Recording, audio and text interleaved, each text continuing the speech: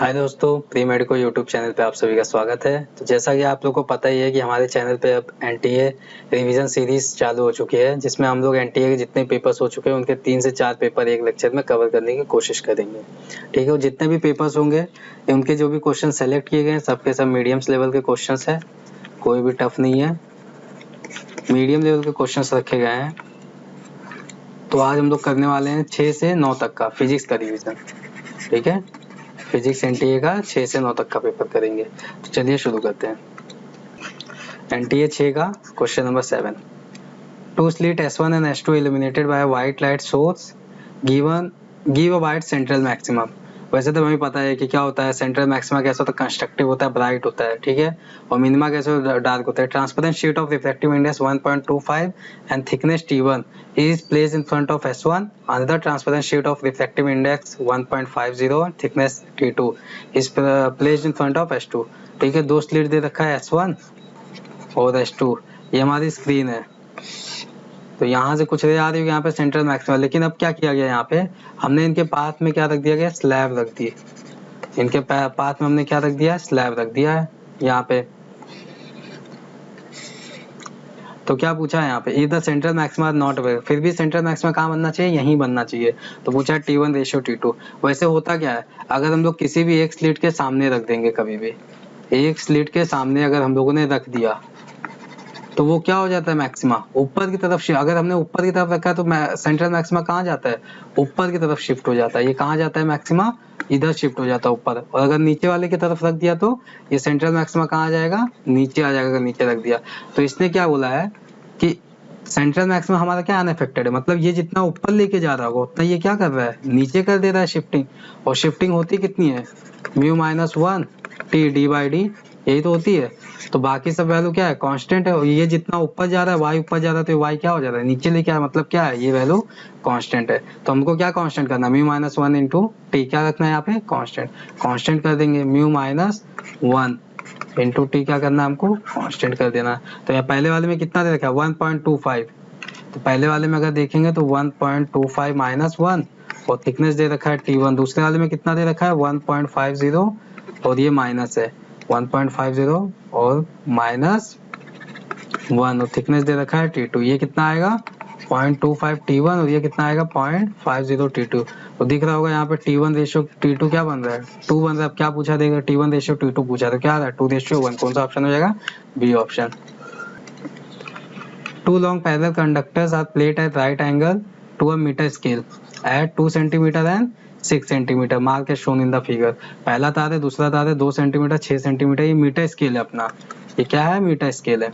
They carry current 1 ampere and 3 ampere respectively. They will produce zero magnetic. बताना है कि zero magnetic field कहाँ produce कर रहा है, और कहाँ से बताएंगे, अगर तार की पोजीशन कहाँ से दे रखी है, ओरिजिन से दे रखी है, तो हम लोग जो भी वो मैग्नेटिक फील्ड जीरो वाला कहाँ पे बताएंगे, जहाँ कहीं भी आएगा उसका ओरिजिन से ही बताना है हमें। पहली बात तो ये देखेंगे इसका कहाँ पे आएगा मैग्नेटिक फील्ड जीरो, तार है ना, ये दोनों सेम करंट है। तो कभी भी दो अगर चार्जेस होते हैं तो उनके बीच में आता है ना यहाँ पे न्यूट्रल पॉइंट। तो सेम कंडीशन यहाँ पे, बस यहाँ पे अलग है, ये दोनों रिपल्शन करते हैं, लेकिन सेम अगर करंट होती है तो ये दोनों अट्रैक्शन करते हैं, ये कंडीशन अलग है। लेकिन आप इससे कंपेयर कर सकते हैं कि अगर दोनों सेम चार्ज है, दोनों सेम करंट है, तो कहाँ पे आना है, न्यूट्रल पॉइंट भी आना है यहाँ पे बीच में कहीं पे, और यहाँ पे मैग्नेटिक फील्ड भी कहाँ पे आनी है, कहीं बीच में। तो मान लेते हैं इससे क्या आ रही है, एक्स डिस्टेंस पे, एक्स पे आ रही है, और मैग्नेटिक फील्ड जीरो मतलब क्या, ये फील्ड इसको क्या कर रही होगी, काट दे रही होगी पूरी की पूरी। B1 equal to B2। वैसे भी देख रखते हैं राइट हैंड पाम रूल से, पहले वाली तार जो होती है कैसा डाउनवर्ड फील्ड लगा रही होगी, पहली वाली तार जो होता है डाउनवर्ड लगा रही होगी, और दूसरी वाली देख सकते हैं तो ये क्या हो रही है, ऊपर की तरफ अपवर्ड लगा रही है, दूसरी वाली अपवर्ड। तो पता भी चल रहा है दोनों एक दूसरे को माइनस ही करेंगे, ठीक है। तो यहाँ पे B1, तो B1 होता क्या है, μ0/2 I1/R1, और ये क्या हो जाएगा, μ0/2 I2/R2। तो ये बाकी तो वैल्यू कांस्टेंट है। तो यहाँ पे देखा जाए I1 1, और इससे हमने कितना ले रखा है, x डिस्टेंस। तो y2 कितना हो जाता है 3, और इससे कितना हो जाएगा डिस्टेंस 4 - x हो जाएगा ना, ये डिस्टेंस कितना हो जाएगा, 4 - x हो जाएगा। तो यहाँ से x की वैल्यू कितनी आ रही है, 4 - x = 3x। तो यहाँ पे आएगी x = क्या, 1 सेंटीमीटर आएगा ना, यहाँ पे x = 1 सेंटीमीटर। तो ये डिस्टेंस आई 1 सेंटीमीटर, लेकिन हमें बताना कहाँ से, हर चीज ओरिजिन से, क्योंकि तार की डिस्टेंस कहाँ से, ओरिजिन से। तो ये डिस्टेंस कितनी हो जाएगी, पहले से 2 दे रखी है, और 2 से आया कितना है यहाँ पे 1, तो कितना हो गया यहाँ पे 3 सेंटीमीटर। कौन सा हो गया, b option. The amplitude of two waves are in the ratio, amplitude का रेशियो दे रखा है A1 रेशियो A2 दे रखा है। Other condition for the two wave are same, बाकी सब क्या है इसके लिए सेम है। द एनर्जी डेंसिटी, तो पहली बात एनर्जी का क्या फॉर्मूला होता है, half m omega square into A square, लेकिन एनर्जी डेंसिटी मतलब डिवाइड बाय वॉल्यूम, तो ये क्या हो जाएगा रो, तो ये बनेगा half rho omega square into A square, ये हो गया एनर्जी डेंसिटी। तो यहाँ से बाकी सब वैल्यू क्या दे रखी है, कांस्टेंट, तो किस पे डिपेंड हो गया एनर्जी डेंसिटी, सीधा एम्पलीट्यूड के स्क्वायर पे, तो क्या हो जाएगा 25:4, सीधा ऑप्शन है, तो डी ऑप्शन। बस यहाँ पे एनर्जी डेंसिटी, एनर्जी नहीं है, एनर्जी डेंसिटी है।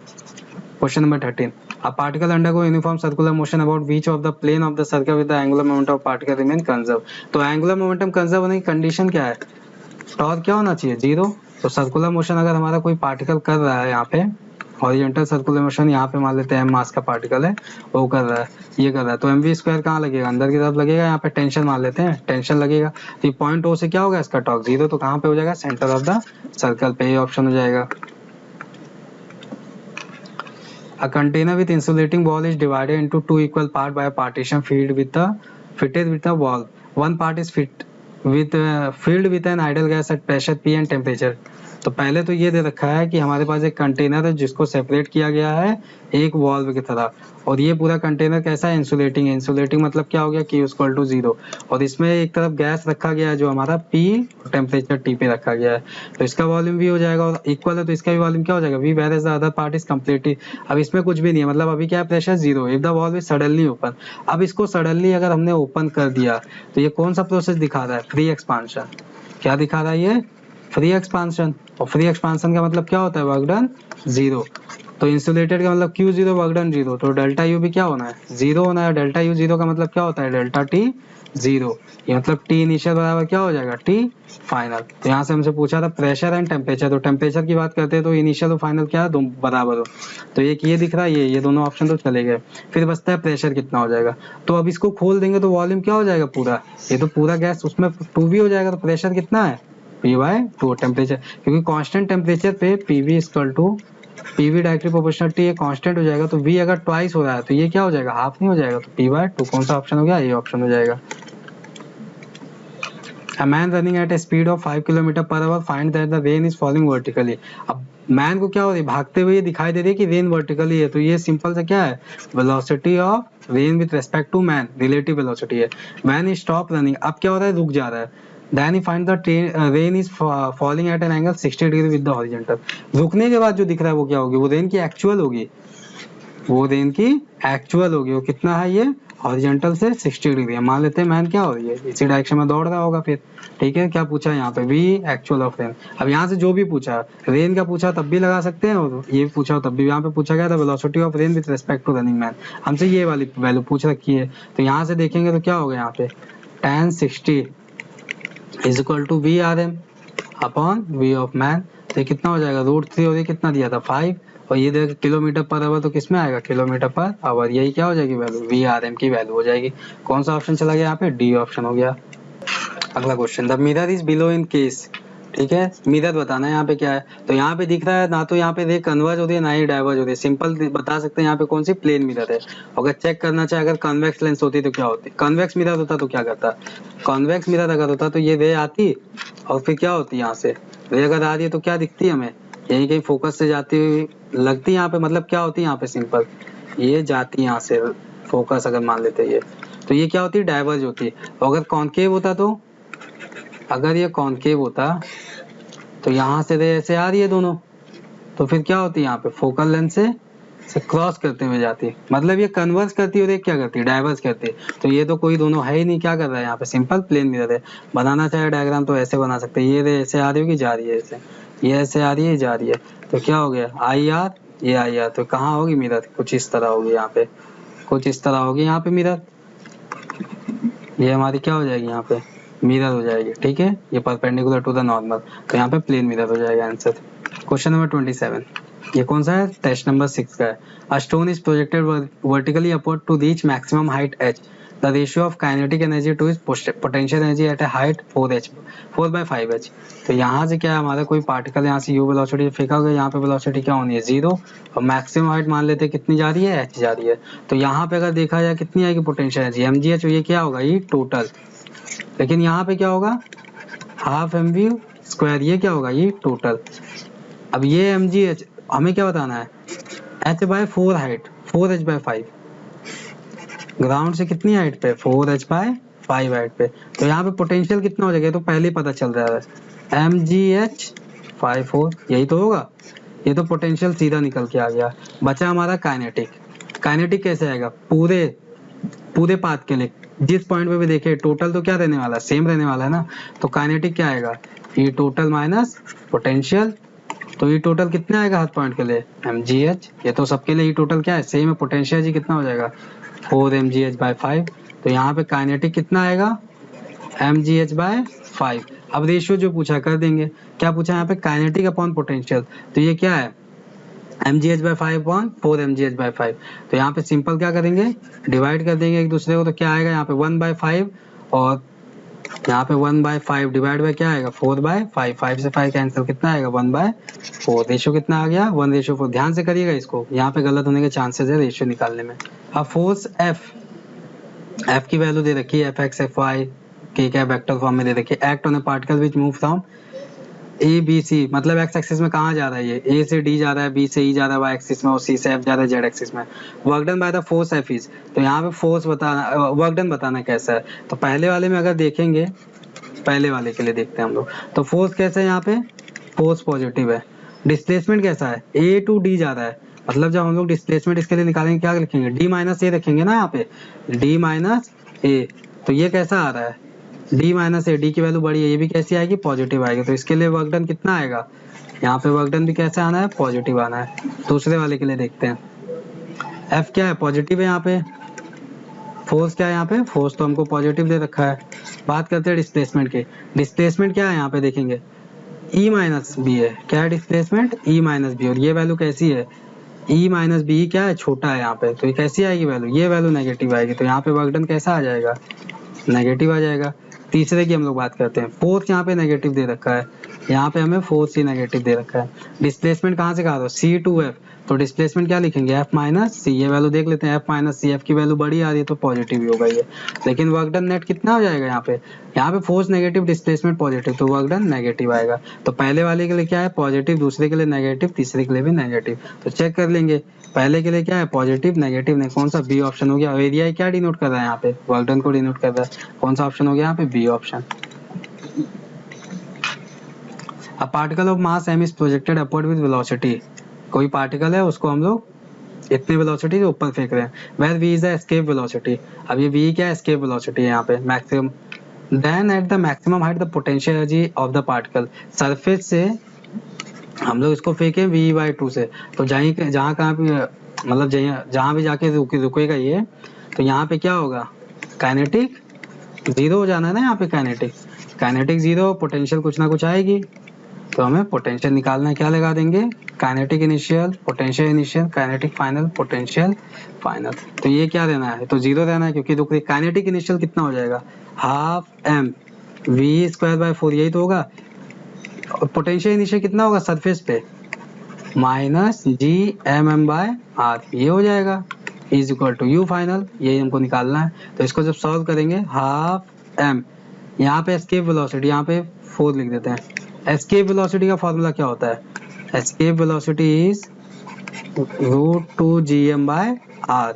ऑर्बिटल वेलोसिटी का कितना टाइम है, √2 टाइम्स है। तो इसको स्क्वायर करेंगे, क्या बनेगा यहाँ पे, सिंपल 2gm बाय आर, ये बनेगा, माइनस gmm बाय आर, यही क्या आएगा, यू फाइनल आएगा। इसको जब सॉल्व करेंगे 2 से 2 कैंसिल, ये एक्चुअली में क्या दिख रहा है, 1/4 - 1, यही तो है। gmm बाय आर कॉमन लेंगे तो ये क्या आएगा, 1/4, और माइनस क्या आ रहा है यहाँ पे 1, तो यू फाइनल। इसको पूरा सॉल्व करेंगे क्या, -3/4 के फॉर्म में कौन सा ऑप्शन दे रखा है, सी ऑप्शन है, यहाँ पे सी ऑप्शन हो जाएगा। And of a stretch wire of length दे रखा है यहाँ पे फिक्स, ओरिजिन से लेके कितना लेंथ है इसका, एल लेंथ है।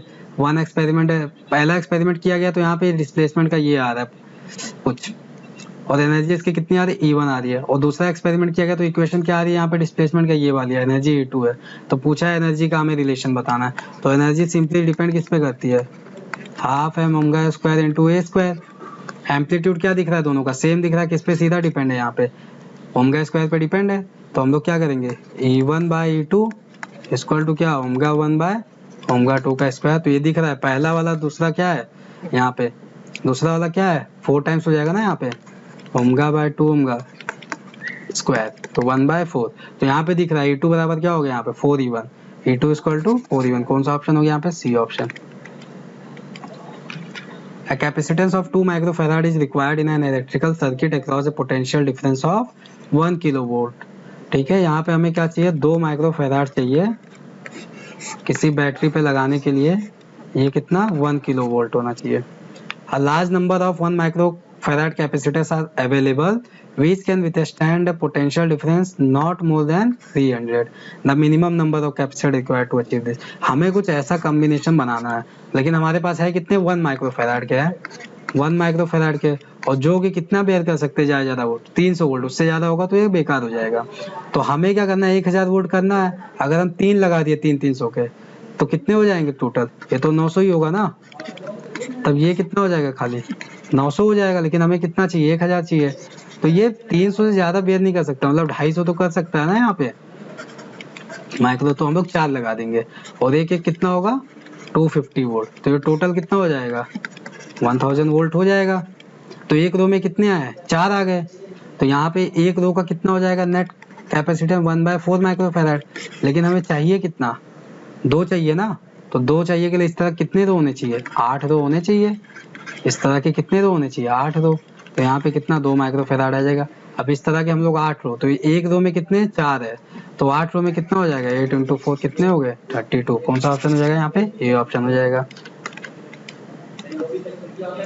इन YDAC experiment slit are separated by, slit का डिस्टेंस देखा है, स्क्रीन का डिस्टेंस देखा है 150 centimetre away. A beam of light consisting of 2 wavelength 650 nanometre 520 nanometre is used to obtain interference fringes on the screen. ठीक है, the least distance from the common central maximum to the point where the bright fringes due to both wavelength coincide। coincide की condition क्या होती है, n1 lambda 1 equal to n2 lambda 2, ये coincide की condition होती है। देख लेते हैं यहाँ पे n1 अपॉन n2 क्या होगा लैम्डा 2 बाय लैम्डा 1, तो 520 अपॉन 650, इसको करेंगे तो 13 से ज्यादा 4/5। तो इससे क्या पता चल रहा है, फर्स्ट वाले का फोर्थ फ्रिंज किससे coincide कर रहा है, फिफ्थ फ्रिंज से, किसके सेकेंड वाले से। ठीक है, ये तो फर्स्ट टाइम करेगा। अगली बार क्या करेगा, अगली बार यही 8 किससे कॉन्साइड करेगा, इसके 10 से कौन सा, इसीलिए पूछा है इसने मिनिमम पूछा है। ठीक है, इसने क्या पूछा है यहाँ पे, द लीस्ट डिस्टेंस, मतलब मिनिमम पहला वाला पूछा है। तो यहाँ से हमें दिख रहा है कि पहले वाले का चौथा ब्राइट फ्रिंज कॉन्साइड कर रहा है दूसरे वाले के 5वें ब्राइट फ्रिंज से। तो कोई एक पोजीशन निकाल दो, या तो पहले वाले का चौथा ब्राइट फ्रिंज निकाल दो, या फिर दूसरे वाले का 5वां ब्राइट फ्रिंज। ये क्या दिख रहा है, 5 वाला कैलकुलेशन ज्यादा आसान होता है, ये निकाल देते हैं। y इक्वल टू दूसरे वाले का 5वां ब्राइट फ्रिंज कितना हो जाएगा 5 × 520 नैनोमीटर 10⁻⁹ और यहाँ पे क्या हो जाएगा स्मॉल d 0.5 10⁻³ अपॉन ये कितना हो जाएगा 150 सेंटीमीटर, ये -2। इसको पूरा कैलकुलेट कर लेंगे। यहाँ पे इसको कैलकुलेट करने के बाद कितना 9.75 के आसपास आएगा डियर। बस यहाँ पे ये देखना था कि पहले वाले का चौथा वाला कॉन्साइड कर रहा है दूसरे वाले के 5वें से। तो चाहे हम पहले वाले का चौथा ब्राइट फ्रिंज निकाल लें या दूसरे वाले का 5वां, लैम्डा ध्यान से रखना, दूसरे के साथ दूसरा वाला लैम्डा रहना चाहिए। तो 9.75 के समथिंग आएगा answer. A particle projected with velocity v0 along x-axis, the deceleration of the particle is proportional to the square of the distance। ठीक है, क्वेश्चन दे रखा है, पूछा है distance eight which the particle stop. यहाँ पे पूछा है कि डिस्टेंस बताओ जहाँ पे पार्टिकल रुक जाता है, मतलब फाइनल वेलोसिटी हमें 0 करनी है। तो वेलोसिटी और डिस्टेंस के फॉर्म में पहले इसको चेंज कर ले। एक्सीलरेशन को क्या लिख सकते हैं, v dv/dx, ये तो लिख सकते हैं -x²। तो इसको लिखेंगे v dv equal to -x² dx, integrate कर देंगे यहाँ पे। इसको कहाँ से v0 से स्टार्ट कर रहा है और 0 पे हमें करना है वेलोसिटी 0, और ये ओरिजिन से अगर स्टार्ट कर रहा है और ये क्या x पे आके रुक रहा होगा, तो ये क्या हो जाएगा v²/2 इक्वल टू ये कितना हो जाएगा -x³ अपॉन कितना हो जाएगा ये यहाँ पे 3, ये हो जाएगा।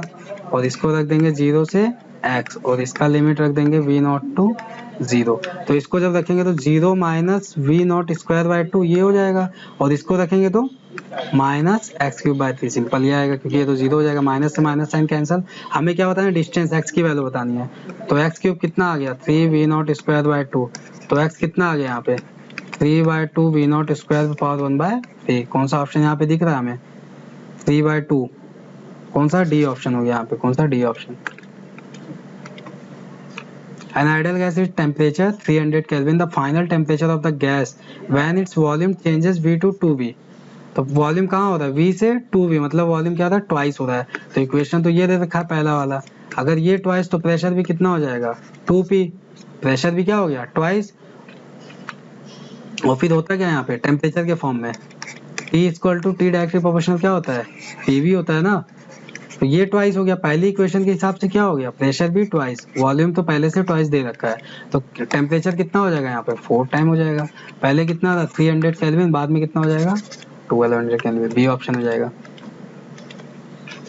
A square frame of side 10 centimetre and a long straight wire, पहली बात तो ये देखा है स्क्वायर दे रखा है 10 सेंटीमीटर दिया है यहाँ पे, और दूसरा एक लॉन्ग वायर दे रखा है जिसमें 1 एम्पेयर की करंट जा रही है, R in the plane of the paper starting from close to the wire, यहाँ से स्टार्ट करते the frame moves towards the right with a constant speed, speed दे रखी है v की वैल्यू इसने दे रखी है 10 metre per second. The EMF induce at the time the left arm of the frame is at x equal to 10, ये तो figure में भी दिखा रखा है, x की वैल्यू कितनी दे रखी है यहाँ पे 10 सेंटीमीटर दे रखी है, ये भी 10 सेंटीमीटर। तो यहाँ पे पूछा है ईएमएफ कितनी, पहली बात तो ईएमएफ इंड्यूस कौन से आर्म में होगी ये देखना है स्क्वायर के, तो ईएमएफ वहां पे इंड्यूस होगी जो कि क्या होगी वेलोसिटी के परपेंडिकुलर होगी, तो ये वाली आर्म हो गई एक, और क्या हो गई ये हो गई, ठीक है।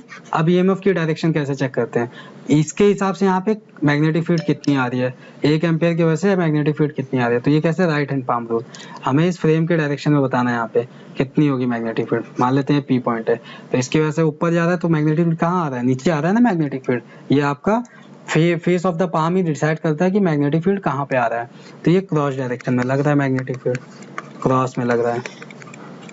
अब हमें पता करना है, ये स्क्वायर को हम बड़े में बना देते हैं, ये स्क्वायर था, ये v वेलोसिटी जा रहा है, क्रॉस मैग्नेटिक फील्ड आ रहा है, तो ईएमएफ तो ये आर्म और ये आर्म इसमें होगा, अब कैसा होगा ये देख लेना है। तो यहाँ पे वेलोसिटी है, मैग्नेटिक फील्ड कहाँ पे अंदर की तरफ है, तो कहाँ पे होगा पॉजिटिव वाला ऊपर की तरफ होगा, पॉजिटिव वाला ऊपर की तरफ नेगेटिव नीचे, तो इसमें भी क्या पॉजिटिव ऊपर नीचे है नेगेटिव, ठीक है ये हो गया। इसमें मान लेते हैं ये E1 है और ये E2 है, तो ईएमएफ की फॉर्मूला होता क्या है यहाँ पे, ईएमएफ वेलोसिटी दिया है, मैग्नेटिक फील्ड दिया है, लेंथ दिया है, तो क्या हो जाएगा BVL, यही तो होगा इस फॉर्म में। तो E1 के लिए क्या होगा यहाँ पे, इसके वजह से यहाँ पे magnetic field B1, velocity length same है, और E2 क्या हो जाएगा B2VL, ठीक है। तो यहाँ पे हमें क्या निकालना, नेट ईएमएफ निकाल देना है डेल्टा ए, तो डेल्टा ए कितना हो जाएगा यहाँ पे E1 माइनस E2 हो जाएगा, VL तो कांस्टेंट हो जाएगा, यहाँ पे क्या आएगा B1 माइनस B2, और ये कितना दे रखा है 10 centimetre 10 metre per second, 10 metre और ये 10 सेंटीमीटर, तो 10 into 10 to power minus 2 B1, तो ये लार्ज वायर की वजह से कितना आता है mu naught by 2 pi I by r, यही तो होता है। तो करंट सेम है, डिस्टेंस से तो खाली अलग है, तो mu naught by 2 pi, current भी सेम है तो खाली क्या है डिस्टेंस अलग है, 1 बाय पहले आर्म की वजह से डिस्टेंस कितना है 10 सेंटीमीटर, दूसरे की वजह से 20, 1 बाय 10 माइनस 1 बाय 20, अब ये सेंटीमीटर में था तो इसमें क्या कर देंगे 10 टू पावर माइनस 2 से ये मल्टीप्लाई, अब इसको पूरा सॉल्व कर देंगे तो ये वैल्यू तो यहीं पे कट रही है, यहाँ पे म्यू नॉट बाय 2 पाई कितना हो जाएगा, म्यू नॉट बाय 4 पाई की वैल्यू होती है 10 टू पावर माइनस 7, तो इसको क्या करेंगे 2 से मल्टीप्लाई कर देंगे ना, 2 से मल्टीप्लाई तो म्यू नॉट बाय 2 पाई हो जाएगा यहाँ पे, 2 into 10 to power minus 7, 2 into 10 to power minus 7 into current कितनी दे रखी है यहाँ पे 1 एम्पेयर, तो यहाँ पे कितना हो जाएगा, इसका एलसीएम लेंगे तो यहाँ पे 2 माइनस 1 1 बाय 20 और 1 बाय 10 टू पावर माइनस 2, इसको पूरा सॉल्व करेंगे तो ये कितना हो जाएगा 10 टू पावर माइनस 1, 2 से 2 कैंसिल हो जाएगा, और ये हो जाएगा 1 बाय 10, तो ये 10 to power minus 1, 10 to power minus 7 into 10 to power minus plus 1 हो जाएगा ऊपर जाएगा, तो ये कितना हो जाएगा 10 टू पावर माइनस 6 वोल्ट। अब ये वोल्ट ना देके क्या दे रखा है यहाँ पे माइक्रो में, तो कितना हो जाएगा 1 माइक्रो वोल्ट हो जाएगा यहाँ पे, कौन सा ऑप्शन हो गया यहाँ पे बी ऑप्शन हो जाएगा। 2 liters of water in a container heated with a coil of 1 kilowatt at 27 degrees Celsius. The lid of the container is open and energy dissipate at rate of, एक तरह से हमारे पास नीचे हीटर रखा हुआ है, इसमें रेजिस्टेंस होगा ऐसे कुछ भी, ठीक है। यहाँ से हमारी कितनी पावर निकल रही है 1 किलोवाट, मतलब 1000 वाट है, और इसके ऊपर ऐसे कोई भी बर्तन रखा हुआ है, तो ये क्या हो रहा है यहाँ से क्या निकल, एनर्जी डिसिपिएट हो रही है, यहाँ से एनर्जी क्या हो रही है निकल रही है 160 जूल पर सेकेंड, मतलब ये पावर ही है एक तरह से। और क्या पूछा है, फाइंड द, तो एनर्जी क्या हो रही है, डिसिपिएट हो रही है, कुछ एनर्जी क्या कर रही होगी, इसके अंदर जो पानी है उसको गर्म कर दी होगी। तो पूछा find the time of the which the temperature will rise, 27 से कहाँ लेके जाना है इसको, 77। तो राइज हमें करना है डेल्टा टी कितना, 50 डिग्री सेल्सियस हो जाएगा। हमें कितना राइज करना है, 50 डिग्री सेल्सियस यहाँ पे राइज करना है। तो पहली बात ये जितना हीट दे रहा है ये किस में जा रहा है, एक लॉस हो रहा है, दूसरा वाटर को मिल रहा है। तो वाटर को मिलेगा कितना, यहाँ पे गेन लिख देते हैं, ठीक है। यहाँ पे हम लोग हीट गेन लिख देते हैं, कितना होगा ये वॉट पर सेकंड था, मतलब ये क्या हो जाएगा, 1000 जूल भी कह सकते हैं ना इसको, किलो वॉट था तो इसको हम लोग क्या लिख सकते हैं, 1000 जूल पर सेकंड, क्योंकि ये क्या है पर सेकंड में दे रखा है ये भी। तो यहाँ पे क्यू गेन कितना हो जाएगा, 1000 माइनस 160, ये कितना होगा 840। तो ये कितना हीट इसको मिलेगा, 840 हीट इसको मिल रहा है, लेकिन हमें कितना बढ़ाना है इसको, 50 डिग्री सेल्सियस। तो 50 डिग्री सेल्सियस के लिए हमें चाहिए कितना, mc डेल्टा टी, यही तो होता है। और ये 2 लीटर, तो इसका कितना होता है, डेंसिटी 1 ही होता है, तो 2 किलोग्राम भी कह सकते हैं। और c दे भी रखा है 4.2 10 टू पावर, यहाँ पे कितना दे रखा है 4.2 10 टू पावर 3 हो जाएगा जूल, और ये कितना 50। तो हमें इतना हीट चाहिए, हमें चाहिए इतना हीट, लेकिन हमारे पास है कितना, बस इतना है। तो हमें ये देखना है कि कितने टाइम में हम लोग इस हीट के यहाँ पहुंच जाएंगे, ठीक है। पर सेकंड हमें कितना, इतना मिल रहा है, तो हमें ये देखना है कितने टाइम में हम लोग इतना हीट कवर कर लेंगे। तो सिंपल क्या कर देंगे, डिवाइड कर देंगे, Q बाई क्यू गेन, इसको हम लोग क्या करेंगे, ये 8.4 into 10 to power 3 into 50 upon क्या 840। तो यहाँ पे देख सकते हैं ये कैंसिल हो रहा है कि नहीं हो रहा है पूरा, यहाँ पे ये पूरा कैंसिल हो जाएगा, यहाँ पे कितना 1 बचेगा, 500 आएगा, कितना आएगा 500 सेकेंड। तो 500 सेकेंड, अब इसको क्या करना है, इसको मिनट में दे रखा है आंसर, तो मिनट में कन्वर्ट कर देंगे, 500 अपॉन 60 कितना आ रहा है 68। तो यहाँ पे क्या 8 पॉइंट समथिंग आएगा, यहाँ पे कितना ये हो जाएगा option. An object is dragged along a horizontal force by a machine which delivers a constant power. Power क्या करना है कांस्टेंट, और पावर होता क्या है F into V। तो पूछा how does the distance move by the object in depend of time.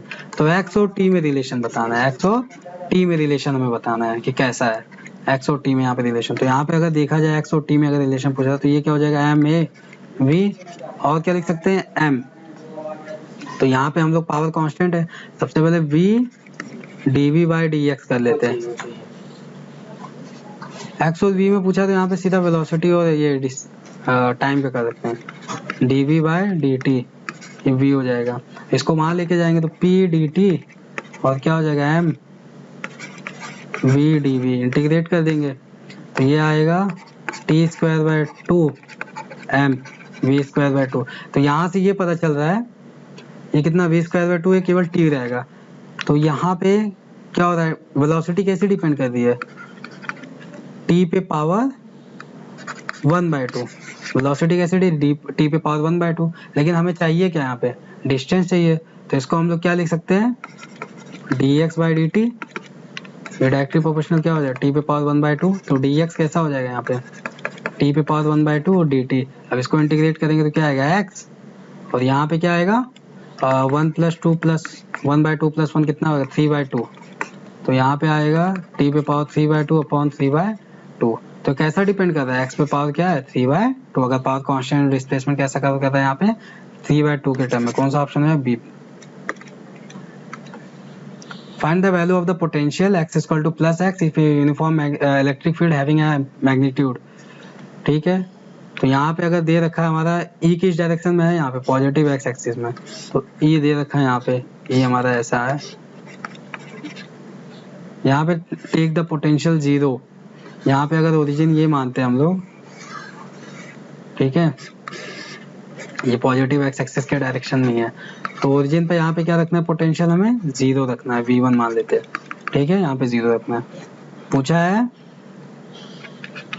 Plus x किसी x डिस्टेंस पे, find the value potential at x किसी x डिस्टेंस पे, यहाँ पे हमें मान लो v2 है तो निकालना है। तो क्या पढ़ा है हमने E equal to minus v by r, यही तो पढ़ते हैं। तो ये क्या हो जाएगा माइनस ये क्या हो जाएगा V2 माइनस 0 अपॉन डिस्टेंस कितना है x है ना, x रख देंगे, कितना आएगा माइनस V2 बाई एक्स।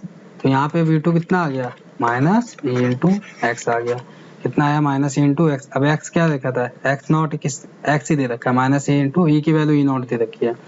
कौन सा ऑप्शन है, बी ऑप्शन है। वो देख भी सकते हैं यहाँ पे मैग्नेटिक फील्ड, अरे इलेक्ट्रिक फील्ड के जितना हम लोग दूर जाते हैं तो v क्या होता है यहाँ पे इंक्रीज होता है ना, और अगर हमने जीरो मान रखा है तो जीरो से भी कम कहाँ आएगा, नेगेटिव ही आएगा, क्योंकि यहाँ से यहाँ जाने पे क्या इंक्रीज होना चाहिए, तो यहाँ से यहाँ क्या होगा v डिक्रीज होता है। और यहाँ पे दे रखा है जीरो अगर यहाँ पे, तो यहाँ से और यहाँ आएगा तो जीरो से कम तो क्या माइनस आएगा, माइनस, और x के प्रोपोर्शनल होता है, एक्स स्क्वायर तो हो ही नहीं सकता है। Two plane mirror are kept parallel at 20 cm from each other. A point object O is placed exactly in between them. वो कहाँ पे बीच में। Calculate distance between second images formed by the two mirror. तो दो mirror की वजह से हमें सेकंड इमेज बतानी है, दोनों के बीच में सेकंड इमेज का डिस्टेंस कितना है, तो देख लेते हैं।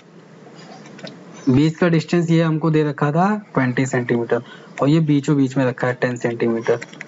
तो पहला इमेज ये कहाँ बनाएगा 10 सेंटीमीटर पे बनाएगा, और ये भी पहला कहाँ बनाएगा क्योंकि इसका भी सेम होगा ना डिस्टेंस, ये भी हमें पहला इमेज जो बनाएगा यहाँ मान लेते हैं, ये भी कितना होगा 10 सेंटीमीटर, ठीक है। लेकिन दूसरा इमेज, अब दूसरा इमेज ये कहाँ बनाएगा, इसके लिए, इस मिरर के लिए दूसरा इमेज के लिए कौन सा ऑब्जेक्ट होगा, ये होगा ना। तो ये कितना है, ये 20 है, ये कितना हो जाएगा 20 और कितना ये 10 30 सेंटीमीटर टोटल, ये कितना, यही तो ऑब्जेक्ट का काम करेगा, तो ये टोटल हो जाएगा 30। तो ये मिरर कहाँ बनाएगा 30 सेंटीमीटर पे, यहाँ कहीं दूसरा इमेज बना रहा है। और इस मिरर के लिए, इसका जो पहला, इस मिरर के लिए जो इसने पहला इमेज बनाया है ये ऑब्जेक्ट का काम करेगा। तो अब ये कितना है, ये भी 30 सेंटीमीटर ही है ना, ये भी कितना है 30 है, तो ये कितना बनाएगा, कितना दूर 30 सेंटीमीटर बनाएगा। तो ये यहाँ पे बन रहा है। तो ये क्वेश्चन थोड़ा ध्यान से, जो पहले वाले एक दूसरे ने इमेज बनाए हैं वो दूसरे के लिए क्या ऑब्जेक्ट का काम करेंगे वापस से। तो ये मिरर, इस मिरर के लिए ये वाला ऑब्जेक्ट का काम कर रहा है, और कितना दूर है 30 सेंटीमीटर, तो कितना बनाएगा 30। तो हमें ये डिस्टेंस बतानी, यहाँ से लेके यहाँ तक की डिस्टेंस। तो इस मिरर से ये 30 है और ये 30 है, 60 तो हो ही गया, और ये बीच का डिस्टेंस कितना है 20, कितना हो गया 80 सेंटीमीटर। और बाकी फार्मूला होता है, फार्मूला याद करना है तो कर लेना। ये हो गया। An ideal gas with pressure P, volume V and temperature T is expand isothermally to 2V। अब पहले क्या कर रहा है, आइसोथर्मली कर रहा है, तो प्रेशर कितना आ रहा है P1। तो आइसोथर्मल में क्या होता है PV कांस्टेंट, अगर ये ट्वाइस कर रहा है तो प्रेशर कितना हो जाएगा P1 इक्वल टू P/2। ये तो समझ में आ गया पहले वाले कंडीशन से। The same gas is expanded adiabatically to a volume 2V and the final pressure in the case is P है। अब क्या कर रहा है एडियाबेटिक, तो एडियाबेटिक में क्या होता है PV गामा कांस्टेंट होता है, तो यहाँ पे क्या लिख सकते हैं P2, अच्छा P2 दे रखा है यहाँ पे P है, और इनिशियल क्या था P था इज इक्वल टू, यहाँ पे हम लोग क्या लिख सकते हैं वॉल्यूम, वॉल्यूम जो कि होता है V2 और ये V1, और क्या हो जाएगा यहाँ पे गामा। तो यहाँ पे PA/P तो कितना कर रहा है यहाँ पे 2V, यहाँ पे भी कर रहा है, यहाँ पे भी कितना कर रहा है V/2V गामा, ये कैंसिल हो जाएगा, तो 1/2 पे पावर गामा कितना आया P/2 पे पावर गामा। तो PA तो आया ये, और P1 इतना है, रेशियो क्या पूछा P1/PA, P1/PA, P1 कितना आया P/2 और ये कितना आया P/2 पे पावर गामा। इसको करेंगे कैंसिल हो जाएगा, तो क्या आएगा 2 पे पावर गामा -1, ये 2 कहाँ जाएगा ऊपर जाएगा ना, 2 पे पावर गामा अपॉन 2, तो कितना आया P1/PA 2 पे पावर गामा -1। कौन सा ऑप्शन हो जाएगा यहाँ पे, ये ऑप्शन हो जाएगा यहाँ पे।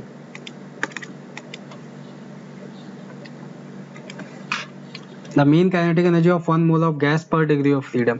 यहाँ पे देखना मोल के टर्म में क्या होता है, यहाँ पे एनर्जी होती है कितनी मोल के टर्म में 1/2 FRT होता है, मॉलिक्यूल के टर्म में 1/2 FKT होता है। तो पहली बात तो मोल हमें ये फॉर्मूला यूज करना है एनर्जी का। अब इसने पूछा है कि पर डिग्री ऑफ फ्रीडम, मतलब यहाँ पे E/F बताना है, तो 1/F RT अपॉन F, ये क्या हो जाएगा सिंपल 1/2 RT। कौन सा ऑप्शन हो गया यहाँ पे, डी ऑप्शन हो जाएगा यहाँ पे, ठीक है। तो ये थोड़ा ध्यान से करना है, यहाँ पे यही कंफ्यूजन होगा, यहाँ पे K लगाना है कि याद निकालना है, मोल के टर्म में आएगा तो R, मॉलिक्यूल के टर्म में आएगा तो K लगाना है, तो क्या हो जाएगा 1/2 RT। क्वेश्चन 31 है NTA 7 का। A parallel beam of light of wavelength 600 nanometer is incident normally on a slit of width A. Diffraction का है if the distance between the slit and the screen is 0.8. तो एक तरह से क्या दे रखा है, कैपिटल दे रखा है. And the distance of second order minima. Second order minima का क्या होता है डिफ्रैक्शन में, n इंटू लेमडा होता है ना, ये सिंपल. क्या हो जाएगा, सेकेंड 2 इंटू लेमडा हो जाएगा यहाँ पे. From the centre of the screen is, ये क्या दे रखा है, y दे रखा है. Calculate the width of the slit, a की वैल्यू बतानी है. तो यहाँ पे क्या होता है, ये साइन थीटा इक्वल टू क्या होता है n इंटू लेमडा, और सेकेंड ऑर्डर मिनिमा के लिए क्या हो गया 2 इंटू लेमडा a. और थीटा क्या होता है, काफी स्मॉल होता है, तो उसको क्या लिखते हैं हम लोग, y बाई डी, यही तो लिखते हैं. तो ये निकालना है तो क्या 2 लेमडा डी अपॉन y, यही तो हो जाएगा. तो ये निकालना है यहाँ पे 2 लेमडा कितना दे रखा है 600 10 to power minus 9. Capital d की वैल्यू कितने, स्क्रीन 0.8, और y की value 1.5 into 10 to power minus 3 दे रखा है यहाँ पे. तो ये लगभग कितना 2 इंटू 1.6, ये वन टाइम चला जा रहा है. और इसको अगर करेंगे तो 6 इंटू 10 टू पावर माइनस 7, और ये कितना +3, तो ये simple 6 into 10 to power minus 4. ये किसके अक्रॉस आ रहा है, मीटर मिलीमीटर में आएगा ना, ये तो मीटर हो रहा है. 6 इंटू 10 टू पावर माइनस 4, ठीक है. आंसर भी दे रखा है यहाँ पे, कितना बी ऑप्शन हो जाएगा, 6 के अक्रॉस आ रहा है यहाँ पे. बस यहाँ पे ये ध्यान रखना है कि डिफ्रैक्शन में मिनिमा जब आता है, ये n लैम्डा होता है. ये किस में होता है, डिफ्रैक्शन में. और इंटरफेरेंस में ये जब मैक्सिमा आता है तो हम लोग रखते हैं यहाँ पे n लैम्डा. वैसे शुरू होता है यहाँ पे 0 1 2 से, और ये शुरू होता है सीधा 1 2 3, 1 से शुरू होता है, ठीक है. ये दोनों इंपॉर्टेंट है यहाँ पे याद करने का तरीका. Two body begin to free fall from rest from same height 2 second apart, ठीक है. दोनों के बीच के कितने सेकंड का गैप है, मान लो एक अगर t सेकंड पे गिर रहा है तो दूसरा t माइनस 2 सेकंड पे. How long after the first body begin to fall the two bodies will be 40 metre apart. मतलब पहले बॉडी से कितने सेकंड तक, कितने सेकंड पे दोनों के बीच का डिस्टेंस कितना होना चाहिए 40 मीटर. तो हम लोग कहते हैं कि अगर t सेकंड तक गिरा होगा तो दूसरा t माइनस 2 तक गिरा होगा, तो इसने कितना डिस्टेंस कवर होगा, हाफ जी टी स्क्वायर. तो इसने कितना कवर किया होगा, हाफ जी t माइनस 2 का स्क्वायर. और दोनों के बीच का डिस्टेंस है कितना, ये इसका जो सब्ट्रैक्ट हम लोग करेंगे कितना आना चाहिए 40 मीटर अपार्ट. तो इसका सब्ट्रैक्शन करने पे कितना आना चाहिए 40 मीटर अपार्ट आना चाहिए 40 मीटर. तो इसको पूरा सॉल्व कर लेंगे, half G T square minus half और जी, और t माइनस 2 को करेंगे तो क्या आएगा t square plus 4 minus 4t, यही तो आएगा. तो half g t square plus 4 minus 4t equal to क्या आएगा, ये 40 मीटर. तो ये देखेंगे यहाँ पे हाफ जी टी स्क्वायर, ये क्या हो जाएगा minus half G T square, ये तो कैंसिल हो गया आपस में, बचा क्या माइनस 4g बाई 2, और minus minus plus 4tg by 2, यही तो आएगा 40. इसको इससे मल्टीप्लाई कर देंगे हाफ जी से. तो यहाँ से क्या हो जाएगा 4 से 4 टाइम ज़्यादा सब 10, तो यहाँ पे आएगा माइनस g बाई 2 और plus g t by 2 equal to क्या आएगा 10 आ जाएगा. यहाँ पे 4 टाइम गया था, और फिर यहाँ से 10 टाइम भी जा रहा है, जी की वैल्यू कितनी 10 हो जाएगी. तो minus 1 by 2 plus t by 2 equal to क्या 1 आ गया. तो यहाँ पे सिंपल हम लोग क्या कह सकते हैं, t by 2 equal to 1 plus 1 by 2. तो ये क्या हो जाएगा पूरा t by 2 equal to 3 by 2, कितना आ गया 3 सेकेंड, कितना आ रहा है c. तो पहले वाली बॉडी 3 सेकंड पे जितने डिस्टेंस पे होगी, और फिर ये कितना होगा 3 माइनस 2 1 सेकंड, तो ये दोनों के बीच का डिस्टेंस कितना होगा 40 मीटर होगा. इसका इसी सेकंड वाली का पूछा कितना चला होगा, ये 1 सेकंड चला है, ये कितना चला है 3 सेकंड चला है, ठीक है. तो कौन सा आंसर आया सी. If a body of mass small m is moving on a rough horizontal surface of coefficient of kinetic friction mu दे रखा है यहाँ पे अगर किसी ये जा रहा है, अगर बॉडी यहाँ मान लेते जा रहा है, तो फ्रिक्शन कहाँ लगेगा, काइनेटिक फ्रिक्शन लग रहा है यहाँ पे F के. The net electromagnetic force exerted by the surface of the body. तो यहाँ पे क्या लगेगा mg, ऊपर क्या लगेगा नॉर्मल. तो हमें नेट इलेक्ट्रोमैग्नेटिक फोर्स बताना है, ये क्या होता है F और n का नेट क्या हो जाएगा, ये यही तो होगा फोर्स. कितना हो जाएगा ये under root n square plus F kinetic का स्क्वायर. ये इसमें आ चुका है ये वाला क्वेश्चन. n की वैल्यू किसके बराबर होगी mg है ना, तो mg स्क्वायर और प्लस ये क्या हो जाएगा mg स्क्वायर और म्यू स्क्वायर, क्या कॉमन हो जाएगा mg स्क्वायर कॉमन होने पे रूट में mg आएगा खाली, और ये क्या बचेगा 1 प्लस म्यू स्क्वायर। तो कौन सा ऑप्शन दिख रहा है, पहले ही ऑप्शन दिख रहा है, ये ऑप्शन हो जाएगा। बस यहाँ पे ध्यान रखना नेट इलेक्ट्रोमैग्नेटिक फोर्स पूछा है यहाँ पे, तो नॉर्मल और फ्रिक्शन दोनों का। A stone is tied to one end of the string and rotated in a horizontal circle with uniform angular velocity. ठीक है, let T be the tension in the string. Tension कितना दिया T, if the length of the string is half, तो पहली बात तो T equal to क्या होगा m omega square into L, जितना भी यहाँ पे रेडियस स्ट्रिंग का जो भी लेंथ होगा। अब क्या कर रहा है, लेंथ को अगर हम हाफ करेंगे तो T कितना हो जाना चाहिए, T/2 हो जाना चाहिए था। And the angular velocity of stone is double, और इसको हम लोग डबल अगर करेंगे तो और क्या हो जाएगा 4 टाइम हो जाएगा। तो ये कितना आएगा नेट 2T आएगा ना यहाँ पे, ये ऑप्शन हो जाएगा। या तो फिर प्रोपोर्शनल वाला करना, फिर T प्रोपोर्शनल कितना हो जाएगा ओमेगा 1, ये T1 T2 ये कितना हो जाएगा इंटू L1/L2, अब भी ये आएगा, और ना सीधा सीधा करना। ये अगर ट्वाइस कर रहे हैं तो ये कितना होगा, ये कितना कर रहे हैं हाफ कर रहे हैं तो ये भी कितना होगा हाफ होगा। इसको ट्वाइस करेंगे तो ये 4 टाइम जाएगा, तो 4 हो जाएगा, तो 2 से कितना हो गया 4, 2T हो जाएगा यहाँ पे। Two sphere a and b have diameter in the ratio, diameter का रेशियो दे रखा है, डेंसिटी का रेशियो दे रखा है, और क्या स्पेसिफिक हीट कैपेसिटीज का रेशियो दे रखा है C, the ratio of thermal capacities. तो थर्मल कैपेसिटी होता क्या है Q equal to MC delta T। तो ये क्या बताना थर्मल कैपेसिटीज, तो यहाँ पे अगर देखेंगे ये Q/T होता है ना थर्मल कैपेसिटी, H जिसको कहते हैं। तो ये सीधा सीधा किसके प्रोपोर्शनल आया MC और डेल्टा T, और टेम्परेचर क्या दे रखा है यहाँ पे, टेम्परेचर के बारे में कुछ नहीं बोला, मतलब सेम टेम्परेचर पे लेके जाना होगा। फिर एट डायरेक्टली प्रोपोर्शनल क्या होगा M इंटू C। तो यहाँ पे अगर देखा जाए मास तो दे नहीं रखा है, लेकिन दिया क्या है डेंसिटी और डायमीटर का रेशियो। तो डायमीटर का रेशियो मतलब क्या देखा है, रेडियस का रेशियो दे रखा है, और डेंसिटी का रेशियो ρ1/ρ2 2/1 ये दे रखा है। तो हम लोग क्या जानते हैं ρ इक्वल टू m/v, मतलब मास किसके प्रोपोर्शनल हो गया ρ और v के, और v किसके प्रोपोर्शनल होता है r³। तो यहाँ पे मास किसके प्रोपोर्शनल आया ρr³, तो यहाँ पे रख देंगे h1/h2 इक्वल टू ρ1/ρ2, और क्या रख देंगे r1/r2 का क्यूब, और C कितना दे रखा है 1/3, ये सिंपल हो जाएगा। अब ρ1/ρ2 कितना दे रखा है डेंसिटी 1/2, और यहाँ पे 1/2 रेशियो इसका दे रखा था, इसका 2/1 दे रखा है 2/1। रेडियस का रेशियो कितना दे रखा है 1/2 के क्यूब है यहाँ पे, ये 1/3। तो इसको सॉल्व करेंगे कितना आएगा यहाँ पे सिंपल 1/2 पे पावर क्या बचेगा 2 आएगा यहाँ पे, क्योंकि एक तो कैंसिल हो जाएगा इससे। यहाँ पे 8 आएगा 2, तो 1/4 इंटू 3, तो यहाँ पे कितना 1/12 आ रहा है शायद, कितना आ रहा है 1/12, बी ऑप्शन हो जाएगा। A bullet of mass 10 gram moving with horizontal with a velocity 400 meter per second strike a wooden block of mass 2 kilogram which is suspended by a light inextensible string of length 5 meter।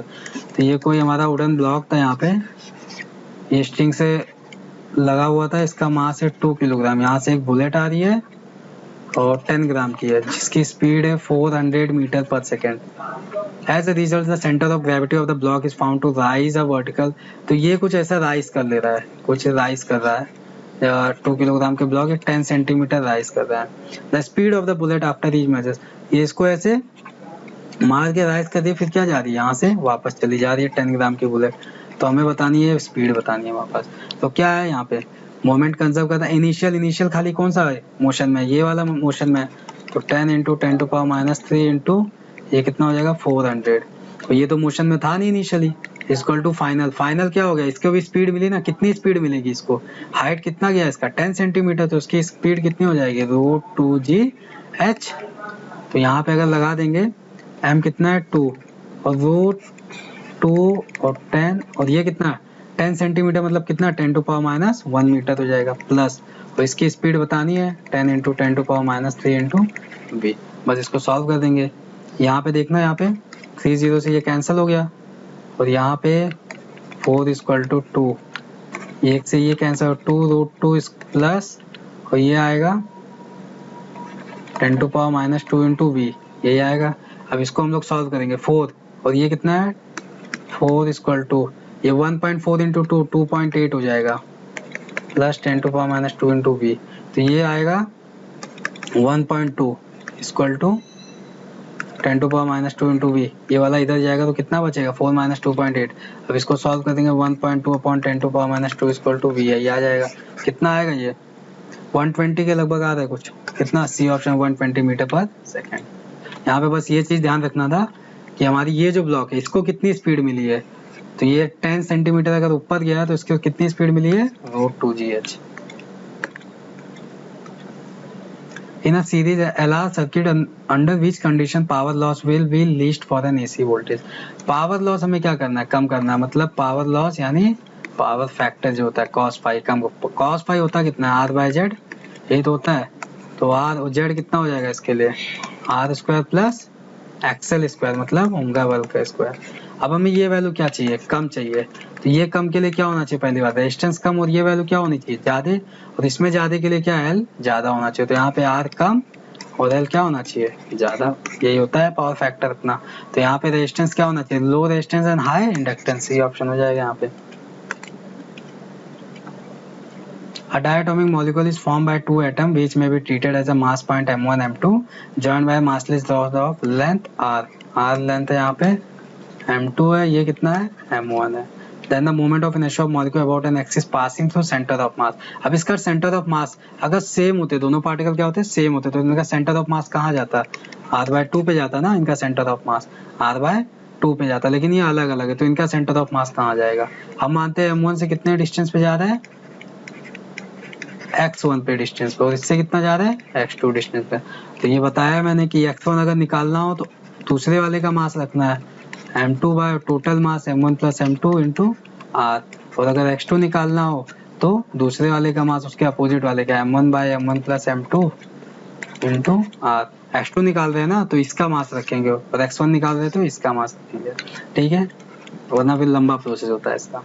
अब हमें क्या, इसके around moment of inertia, तो ये m2 कहाँ घूम रहा है x2 के अराउंड घूम रहा है ना, तो मोमेंट ऑफ इनर्शिया देखेंगे पहले m1 का, तो m1 into x1 square, m2 square upon m1 plus m2 का स्क्वायर, और क्या हो जाएगा r का स्क्वायर प्लस, और m2 किसके अलाउंड घूम रहा है x2 के अलाउंड, तो ये हो जाएगा m1 square upon m1 plus m2 का whole square into r square, ये हो गया।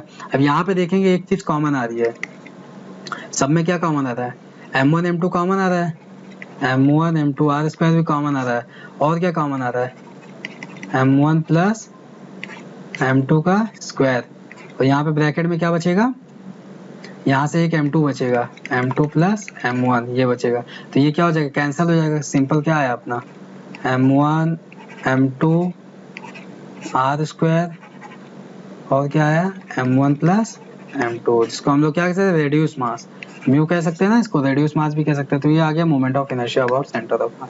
कौन सा ऑप्शन है यहाँ पे m1 m2, ये क्या आ जाएगा रेड्यूस मास हो जाएगा, ठीक है।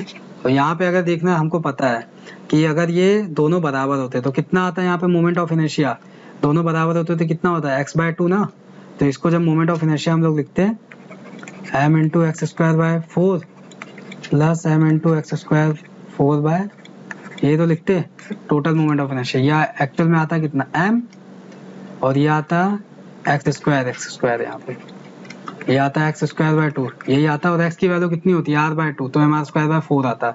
तो कितना आना चाहिए, अगर दोनों इक्वल मास के होते तो कितना आना चाहिए mr²/4, तो दोनों की मास अगर इक्वल कर दें तो कौन सा यहाँ पे आएगा m²/4, यही वाला हो जाएगा, कौन सा हो जाएगा, यही ऑप्शन हो जाएगा अपना।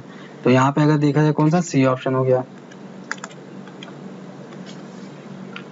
1 mole of an ideal gas है, इंटरनल एनर्जी गिवन, ये दे रखा है internal energy 2 pV, where P is the pressure and V is the volume of the gas, mu is the constant, this gas gets a quasi static cyclic process, मतलब क्या रखा है pressure constant रखा है, ABCD is a volume, ABCD is shown in the UV diagram दे रखा है यहाँ पे अगर देखा जाए इनिशियल U1 कहाँ जा रहा है V0 पे ना, U1 कितना है V0 पे, तो U0 प्लस 2P1 V1 ये हो जाएगा, ये तो कांस्टेंट है प्रेशर।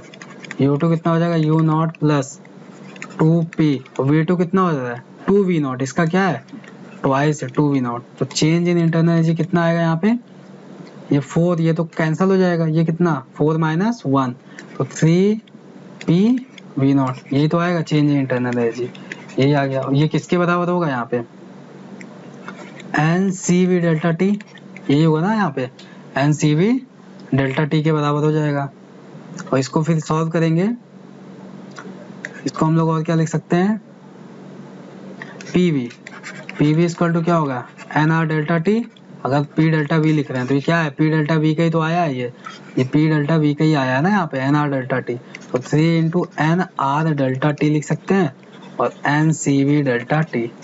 तो यहाँ से देखेंगे ये क्या हो जाएगा, कैंसिल हो जाएगा। और मोल क्या वैसे भी एक दे रखा है, कैंसिल भी हो सकता है यहाँ पे। तो सी वी कितना हो जाएगा, सी आर हो जाएगा। तो हमसे क्या पूछा था, यही तो पूछा था, heat capacity, molar heat capacity पूछा था, यहाँ पे कितना हो जाएगा, ये सी आर हो जाएगा। ये सबसे शॉर्ट तरीका लगाने का, वरना इससे बड़ा प्रोसेस हो जाएगा थोड़ा। तो कौन सा आएगा, b option. A big explosion on the moon cannot be heard on the earth because, क्योंकि क्या होता है, साउंड है ना, साउंड कैसा होता है, मैकेनिकल वेव। मैकेनिकल वेव के लिए क्या चाहिए हमें, मीडियम चाहिए ना यहाँ पे। तो यहाँ पे क्या है, sound wave required material medium for propagation. तो इसी वजह से इतने सारे हमारे यूनिवर्स में सब कुछ एक्सप्लोजन होते हैं, लेकिन हमें सुनाई दिखाई देंगे लेकिन सुनाई नहीं देते। तो sound wave required material for medium for propagation. Unpolarized light of intensity I naught is incident on surface of a block of glass as Brewster angle in that case। अब ब्रूस्टर एंगल में होता क्या है, ये हमारी light आई, ये कुछ light क्या होती है, रिफ्लेक्ट और ट्रांसमिट। ये दोनों के बीच का एंगल कितना बनता है, 90 डिग्री, यही तो होता है। तो ये आई होता है, आर होता है। तो इसी के लिए फॉर्मूला भी हम लोग पढ़ते हैं, tan आई इक्वल टू क्या पढ़ते हैं यहाँ पे, म्यू पढ़ लेते हैं ना, यहाँ पे फॉर्मूला भी हम लोग यही पढ़ते हैं। तो ब्रूस्टर एंगल में क्या होता है, ये होता है रिफ्लेक्टेड और ये हो गया ट्रांसमिटेड लाइट।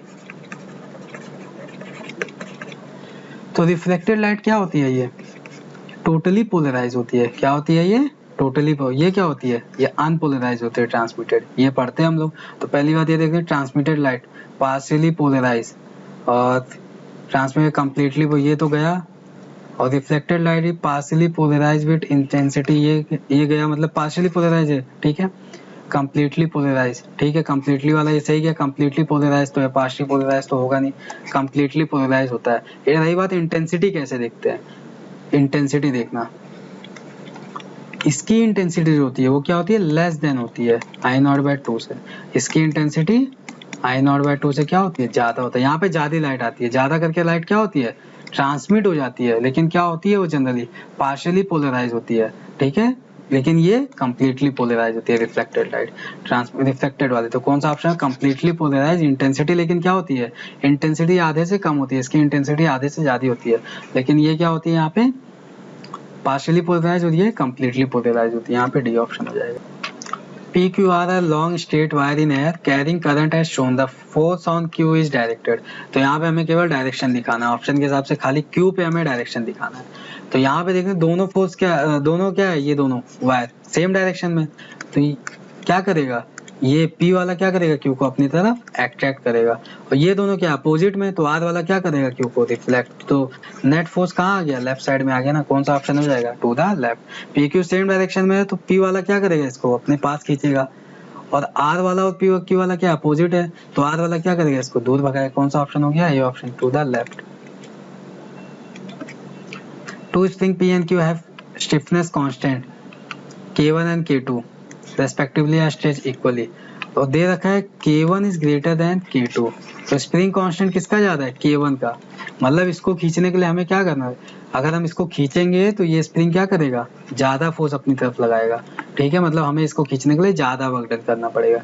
तो वही पूछा है कि सबसे ज्यादा वर्क डन किस में करना पड़ेगा। अगर K है तो फोर्स इक्वल टू क्या होता है, माइनस KX ना।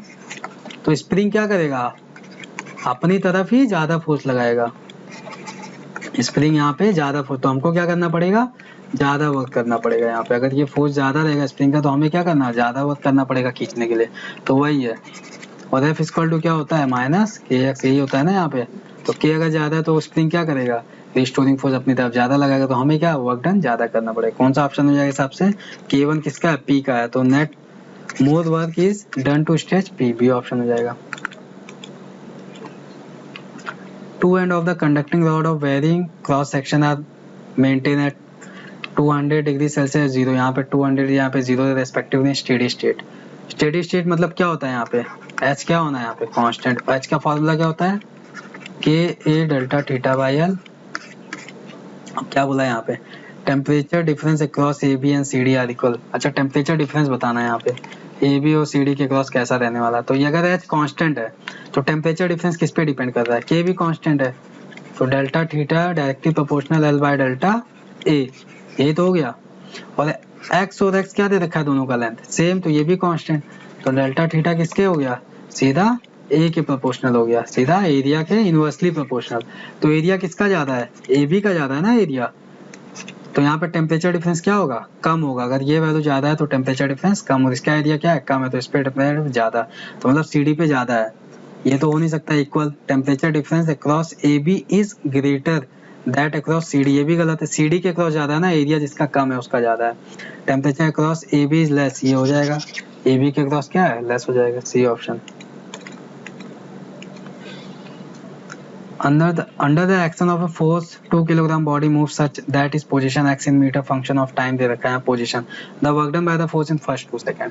तो वर्क डन होता क्या यहाँ पे, चेंज इन काइनेटिक एनर्जी होता है, तो हमें क्या निकाल देना है, काइनेटिक एनर्जी इनिशियली क्या था यहाँ पे, तो यहाँ पे पहले तो वेलोसिटी निकालने काइनेटिक एनर्जी के लिए, तो वेलोसिटी कैसे आएगा, dx by dt करेंगे, तो इसको करेंगे क्या आएगा यहाँ पे 4 t क्यूब बाय 4, ये क्या हो जाएगा 0 हो जाएगा, तो कितना आया t क्यूब आया वेलोसिटी। ठीक है, अब इनिशियल t इक्वल टू 0 रखेंगे तो इनिशियल वेलोसिटी क्या होगी यहाँ पे 0, फाइनल वेलोसिटी कितने सेकंड पे 2 सेकंड पे, कितना हो जाएगा 8 हो जाएगा। तो यहाँ पे चेंज इन काइनेटिक एनर्जी क्या होगा, यही वर्क डन हो जाएगा, half m v final square minus v initial square कर देंगे, तो क्या आएगा हाफ m कितना 2 दे रखा है, v फाइनल 8 हो जाएगा, ये क्या हो जाएगा 2 से 2 कैंसिल, कितना आ रहा है ये 8 जूल, कितना आ रहा है 8 का स्क्वायर है ना, ये 8 का स्क्वायर है, तो ये कितना हो जाएगा 8 का स्क्वायर कितना 64 जूल, 64 जूल। कौन सा ऑप्शन हो गया यहाँ पे, D option. Transmission between the three energy level in a particular atom give rise to three spectral line of wavelength in increasing magnitude।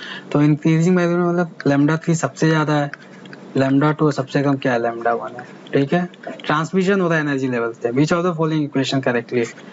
तो यहाँ पे एनर्जी लेवल का अगर यहाँ पे दिख रहा है कि 3 लैम्डा आ रहे हैं, 3 एनर्जी लेवल होंगे, E3 मान लेते हैं, E2 होता है और ये E1 होता है। तो पहले मानते हैं, अच्छा यहाँ पे लैम्डा 3 हमें पता है कि हम जब न्यूक्लियस से दूर जाते हैं तो डेल्टा ई क्या होता है, डिक्रीज होता है, डिफरेंस डिक्रीज होता है, ई क्या होता है बढ़ता है, लेकिन डिफरेंस क्या होता है डिक्रीज होता है। तो अगर ये बड़ा है तो इसके लिए डिफरेंस क्या होना चाहिए, कम होना चाहिए ना, इसके लिए डिफरेंस सबसे ज्यादा, तो इसके लिए डिफरेंस क्या होना चाहिए, कम होना चाहिए। वो कहाँ होगा, दूर, तो हम मानते हैं ये यहाँ से ट्रांसमिशन कर रहा होगा, लैम्डा 3 कर रहा होगा, सेम तरीका यहाँ से, फिर क्या कर रहा होगा यहाँ पे लैम्डा 2, ये और भी कम, तो ये यहाँ से ट्रांसमिशन कर रहा होगा लैम्डा 2 वाला।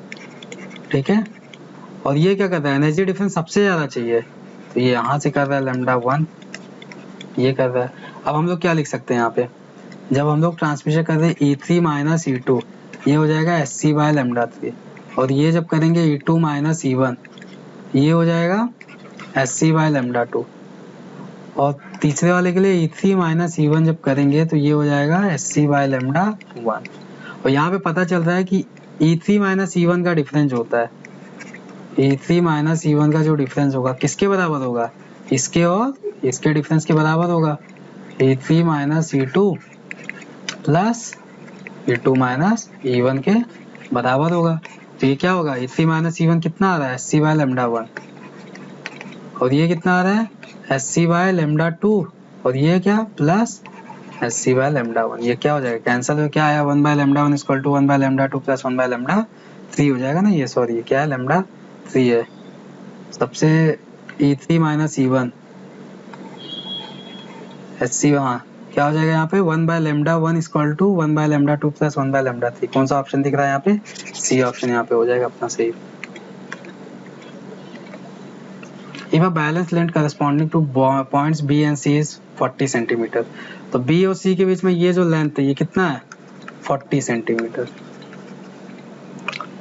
On the potentiometer wire the balance length corresponding to C और D, तो ये वाला लेंथ हमें बताना है, ये लेंथ कितना होगा इसके करस्पॉन्डिंग ये वाला लेंथ। तो हम लोग क्या जानते हैं यहाँ पे, सीधा क्या होता है R प्रोपोर्शनल क्या हो जाएगा यहाँ पे पोटेंशियोमीटर में, L के प्रोपोर्शनल होता है ना यहाँ पे, R प्रोपोर्शनल क्या हो जाएगा, क्योंकि क्या होता है V equal to IR, I तो क्या देना है कांस्टेंट, तो V प्रोपोर्शनल R, तो V क्या होता है लैम्डा V इंटू L यही तो होता है यार पोटेंशियल ग्रेडियंट, ये भी कांस्टेंट है तो आर प्रोपोर्शनल किसके हो जाएगा, एल के। तो सीधा हम लोग लगा सकते हैं, इसका आर कितना है यहाँ पे 5 हो जाएगा ना, 10 का कितना हो जाएगा 5, और इसका कितना है 4, और 5 के सामने कितना है यहाँ पे कितने बैलेंस 40 पे हो रहा है, तो ये कितने एक्स, इसको सॉल्व करेंगे कितना हो जाएगा 8 टाइम्स, और फिर 4 एरिया कितना 32 सेंटीमीटर, कितना हो 32 सेंटीमीटर। या तो फिर करंट निकाल के फिर कर सकते हैं, आसान तरीका यही है। इन अ सर्किट ABCD, ये सर्किट दे रखा है ABCD, is held perpendicular to the uniform magnetic field B दे रखा है यहाँ पे, मैग्नेटिक फील्ड की वैल्यू दे रखी है 5 × 10⁻² tesla, extending over the region PQRS, ये PQRS रीजन है इसी में है, तो इसमें खाली इतना पार्ट इसका आ रहा है, ये वाला पार्ट आ रहा है यहाँ पे। The circuit is moving out of the field in a uniform speed of 0.2 metre per second, तो ये अगर आउट जा रहा है तो फ्लक्स क्या होता है, घट रहा है तो बढ़ाने की कोशिश करेगा ये, तो EMF क्या होगा, इंड्यूस होगा metre per second for 1.5 second. During this time the current in the 5 ohm resistance, तो यहाँ पे हमसे क्या पूछा है, करंट पूछा है। पहली बात तो ये EMF जो इंड्यूस होगा वो क्या होगा माइनस, यहाँ पे करंट जो इंड्यूस होने वाला है EMF जो हो जाएगा BL, ये होगा ना EMF इंड्यूस, और E क्या हो जाएगा I × R, EMF इंड्यूस जो होगा किसके में I × R हो जाएगा, और BVL, I बताना है हमको, BVL अपॉन R। यहाँ पे कितना दे रखा है 5 × 10⁻², वेलोसिटी दे रखी है यहाँ पे 0.2 मीटर पर सेकंड, लेंथ दे रखी है फिगर में 0.3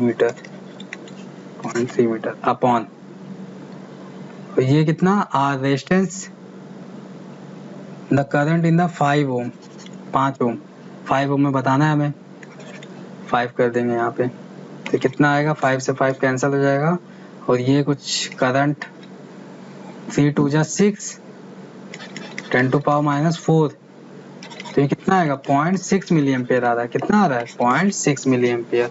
कौन सा ऑप्शन हो जाएगा, यहाँ पे 2 ऑप्शन दिया है, अब ये बताना है C to B कि B to C जा रहा है, तो ये मैग्नेटिक फील्ड कैसा है हमारा डाउनवर्ड्स है, और कहाँ जा रही है हमारी राइट साइड जा रही है ना, तो फेस ऑफ द ये पाम का फेस किधर है अपवर्ड है, तो यहाँ पे पॉजिटिव डायरेक्शन कहाँ आएगा, ये अपवर्ड आ जाएगा, पॉजिटिव डायरेक्शन हमारा अपवर्ड आ रहा है, और नेगेटिव कहाँ आएगा नीचे, तो कहाँ से करंट जाएगी पॉजिटिव टू नेगेटिव, तो कहाँ से B to C, कौन सा ऑप्शन जाएगा ए ऑप्शन। यहाँ पे बस पहले ये क्या निकालना है हमें EMF का, बैटरी की डायरेक्शन निकालनी है, तो ये राइट हैंड पाम रूल से वेलोसिटी जा रही है राइट साइड, थंब हमेशा क्या दिखाएगा वेलोसिटी, और ये direction of the fingers magnetic field, तो ये डाउनवर्ड्स है और ये राइट हैंड साइड पे जा रही है, तो फेस ऑफ द पाम कहाँ पे अपवर्ड है, तो अपवर्ड जो होता है वो पॉजिटिव वाली बैटरी, पॉजिटिव साइन होती है, पॉजिटिव हो जाएगी a option. Four person KLMN are initially at 4 corner of square of side D, कोई स्क्वायर है इसके यहाँ पे K रखा है LMN, each person now move with the uniform speed v in such a way that K always move direct, K यहाँ L की तरफ, L M की तरफ, M N की तरफ, N कहाँ K की तरफ, वेलोसिटी कितनी है V सब की है। पूछा है यहाँ पे मीट कहाँ करेंगे दोनों, कभी भी ऐसा कोई क्वेश्चन है आप खाली 2 कंडीशन को लीजिए, 2 लोग को ले लीजिए, ठीक है, किसी भी 2 लोग को उठा लीजिए। अब इनका क्या है रिलेटिव वेलोसिटी, डिस्टेंस कितना है यहाँ पे D है ना, तो यहाँ पे 2 को लिए V से जा रहा है, और ये कितना आ रहा है ये V से आ रहा है, ये वाला N के, ये डिस्टेंस कितना दे रखा है D, हमको क्या करना है रिलेटिव लगा देना है, कि कौन सा भी लगा दो, कि N जो है K के पास कितनी देर में पहुंचेगा, N वाला K के, तो यहाँ पे V रिलेटिव लगा देना है, कितना हो जाएगा V रिलेटिव, यहाँ पे V रिलेटिव हो जाएगा यहाँ पे V माइनस, और ये क्या हो जाएगा cos थीटा हो जाएगा ना, V cos 90 डिग्री इस डायरेक्शन में, क्या हो जाएगा ये V यहाँ पे माइनस हो गया, माइनस V माइनस, और ये 90 डिग्री में हो जाएगा cos 90 डिग्री में, तो ये V माइनस और cos 90 की वैल्यू 0, तो V रिलेटिव कितनी आई माइनस V, मतलब velocity of n with respect to K कितना है माइनस V, तो कितने टाइम में पहुंचेगा ये हमें बताना है, तो velocity is equal to distance upon time, तो डिस्टेंस क्या हो जाएगा यहाँ पे, डिस्टेंस क्या हो जाएगा यहाँ पे, हम लोग इस डायरेक्शन में जा रहे हैं ना, तो क्या ले लेंगे इस डायरेक्शन नेगेटिव, क्योंकि हम लोग ये जनरली क्या लेते हैं नेगेटिव और ये पॉजिटिव, तो D हम लोग क्या लेंगे नेगेटिव माइनस D, टाइम और वेलोसिटी क्या आया V रिलेटिव माइनस V, तो यहाँ पे टाइम कितना आएगा d/v। कभी भी ऐसा आया तो आप केवल नीचे के दो पार्ट को ले लीजिए और एक दूसरे का किसी का भी रिलेटिव निकाल सकते हैं साइन के साथ, रिलेटिव वाला सीधा सीधा है। एक कार यहाँ जा रही है, एक कार यहाँ जा रही है, बीच का डिस्टेंस दे रखा है d, तो बताओ कितने मीट करेंगे, ऐसा कुछ कंडीशन है तो सिंपल लगा देंगे t = d/v। इसका वैसे बहुत बड़ा फॉर्मूला होता है या तो।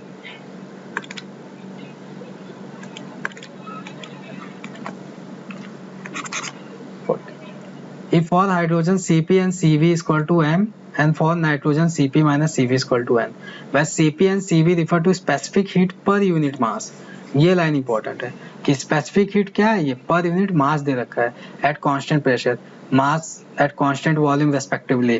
ठीक है, Cp क्या होता है, constant pressure, Cv constant volume. Relation between m and n, m और n के बीच में रिलेशन हम लोग क्या जानते हैं, मास अपॉन मोलर मास। ये कितना होता है, मोल होता है ना। अब इसने तो देखा है, वो दे रखा है स्पेसिफिक हीट पर मास दे रखा है इसने, वो वैल्यू है Cp - Cv। लेकिन हम लोग जो जानते हैं Cp डैश - Cv, अब यहाँ पे क्योंकि दे रखा है Cp तो डैश, ये R होता है और ये क्या होता है, ये स्पेसिफिक हीट पर मोल होता है, ये स्पेसिफिक हीट पर मोल। तो इसको चेंज कर लेंगे, स्पेसिफिक हीट, मोल को क्या लिखेंगे, मास अपॉन मोलर मास। तो मोलर मास कहाँ जाएगा, ऊपर जाएगा। अब ये वैल्यू क्या दे रखी है, ये इसने दे रखा है Cp - Cv। ठीक है, ये वैल्यू दे रखी है, तो हम लोग क्या लिख सकते हैं, R = Cp - Cv और मोलर। तो मोलर कितना दे रखा है इसका, नाइट्रो पहला क्या देखा है, हाइड्रोजन, तो हाइड्रोजन का मोलर मास कितना हो जाएगा, 2 हो जाएगा ना यहाँ पे H2, तो यहाँ कितना हो जाएगा, 2 हो जाएगा यहाँ पे। ठीक है, और दूसरे के लिए भी वही रहेगा, ये वैल्यू तो हमेशा कांस्टेंट रहनी है ना पर मोल, R की वैल्यू। और इसके लिए क्या दे रखा है, Cp - Cv, ये पहले के लिए हो गया। दूसरे के लिए देखेंगे तो नाइट्रोजन है, नाइट्रोजन के लिए क्या आएगा, 28 आएगा, नाइट्रोजन के लिए क्या आएगा, 28। ये दूसरी वाली इक्वेशन हो गया, नाइट्रोजन के लिए यहाँ पे हमारा 28 आ गया। अब हमें क्या निकालना है यहाँ पे, तो ये वैल्यू जो दे रखा है n और m में रिलेशन बताना है, तो ये दोनों क्या है, एक दूसरे के दोनों इक्वल आ गए हैं। तो यहाँ पे Cp - Cv हाइड्रोजन के लिए दे क्या रखा है, m, ये वैल्यू किसके बराबर हो जाएगी, m के, ये वैल्यू n के बराबर है, दोनों आपस में बराबर है। तो 2 × m = n × 28। तो यहाँ से कितना निकल के आया, m की वैल्यू कितनी आ रही है, 14, m = कितना आ रहा है, 14m। बस यहाँ पे ये वर्ड ध्यान रखना था, ये क्या है, पर यूनिट मास है। तो इसको हम लोगों ने क्या किया, पहले पर यूनिट मोल के साथ कंपेयर किया, उसके बाद हमने प्रूव कर लिया। यहाँ पे कौन सा आया, A option. A mirror is inclined at a theta with the horizontal. If a ray of light is incident on the mirror as shown in the figure, when the angle made by the reflected, then the angle made by reflected ray with the horizontal। ठीक है, तो हमें पहले incident ray का दे रखा है, यहाँ पे थीटा से आ रहा है, तो ये क्या हो जाएगा, इसके नॉर्मल, ये अगर थीटा से आ रहा है तो ये कैसे जाएगा, थीटा से जाएगा ना। अब ये क्या हो गया, अल्टरनेट एंगल हो गया, मतलब ये कुछ इसके पैरेलल ही रहने वाला है। क्या रहने वाला है, इसके पैरेलल, तभी तो थीटा जाएगा। ज्योमेट्री देख सकते हैं ना यहाँ पे कि ये थीटा से आया, तो ये 90 - थीटा हो गया आई, तो बाद भी कितना होना चाहिए, 90 - थीटा, तो ये कितना, थीटा। अब ये अगर थीटा है तो यहाँ से हमें ज्योमेट्री से पहले से थीटा दे रखा है, मतलब ये लाइन और ये लाइन क्या होनी चाहिए, पैरेलल। ठीक है, तो पैरेलल का मतलब कितना है, 0 डिग्री होता है ना, पैरेलल मतलब क्या होता है, 0 डिग्री। कौन सा हो जाएगा यहाँ पे, डी ऑप्शन हो जाएगा। यहाँ पे हॉरिजॉन्टल से बताना है तो क्या हो जाएगा, 0 degree. A freshly prepared radioactive source of half-life 2 hours emits radiation of intensity which is 64 times the permissible safe level। मतलब इसका safe level कितना है, 64 times है। ठीक है, तो 64 times मतलब क्या है, 2 to power 6 है ना, n की वैल्यू कितनी आ गई यहाँ पे, 6 आ गई। The minimum time after which it would be possible to work safely with the sources। तो ये n की वैल्यू कितनी आ गई, यहाँ से 6 आ गई ना। यहाँ पे जो हमें n नॉट दे रखा है, कितना दे रखा है, 2 to power 6 दे रखा है। ये तो हम लोग पढ़ते हैं n = n नॉट 1/2 पे पावर n, तो ये कितना दे रखा है, n नॉट बाय 64, तो ये कितना हो जाएगा, 2 to power 6, तो n की वैल्यू यहाँ से 6 आ रही है, तो कितना हो जाएगा, एक हाफ लाइफ कितना है, 2 आवर्स है, तो 6 हाफ लाइफ कितना हो जाएगा, 12 आवर। कौन सा? बी ऑप्शन हो गया। A photon of energy 10.2 electron will collide elastically with stationary hydrogen atom in the ground state। ठीक है, कोई फोटोन है वो जाके टकरा रहा है। After a time interval of the order of microsecond के बाद another photon collides with energy 15 electron volt। What will be observed by a detector? ये हाइड्रोजन का न्यूक्लियस था, ये इसमें था। फोटोन इसको कितना दिया? 10.2 इलेक्ट्रॉन आके टकराया, तो ये कहाँ चला जाएगा? इतनी एनर्जी कहाँ जाने की होती है इसकी? ये इतनी एनर्जी से कहाँ चला जाता है? Second orbit.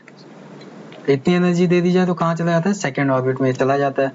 उसके बाद फिर क्या कह रहा है ये, लेकिन माइक्रो सेकंड के बाद एक और कोलाइड। अब माइक्रो सेकंड मतलब इसके बाद टाइम मिल गया है, ये एक्साइटेड से पहले तो क्या हो गया, एक्साइटेड में चला जाएगा, एक्साइटेड में चल जाके यहाँ आ जाएगा सेकंड ऑर्बिट में। फिर इसके बाद अगर माइक्रो सेकंड मिल गया तो ये वापस यहाँ आ जाएगा, डी एक्साइटेड हो जाएगा, फिर से कहाँ आ जाएगा? ग्राउंड स्टेट में।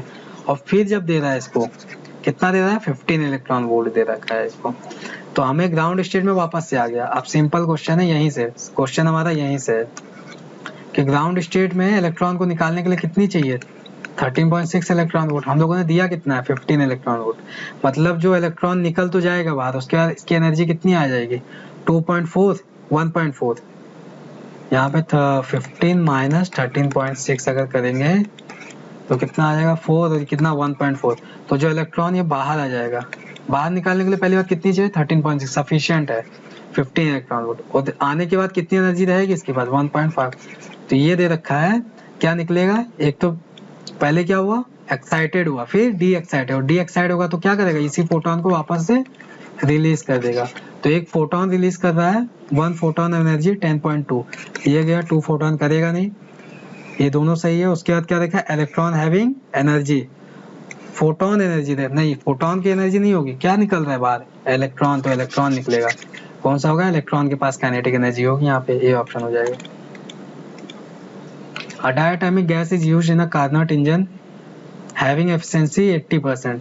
efficiency अगर 80% है तो ईटा कितना हो जाएगा? 0.8। Find the ratio of initial volume to final volume of gas during adiabatic expansion। Initial upon final बताना है, V1 by V2 बताना है यहाँ पे एडियाबेटिक प्रोसेस के लिए। तो यहाँ पे देखेंगे हम लोग, ईटा अगर ये देखा 1 माइनस TC/TH होता है, और ये क्या होता है? फाइनल, और ये क्या हो जाएगा? इनिशियल हो जाएगा। तो यहाँ से करेंगे तो TC/TH कितना हो जाएगा? 1 माइनस 0.8, ये कितना हो जाएगा? 0.2, या फिर इसको क्या कर सकते हैं? 1/5। तो ये दे रखा है फाइनल बाय इनिशियल दे रखा है।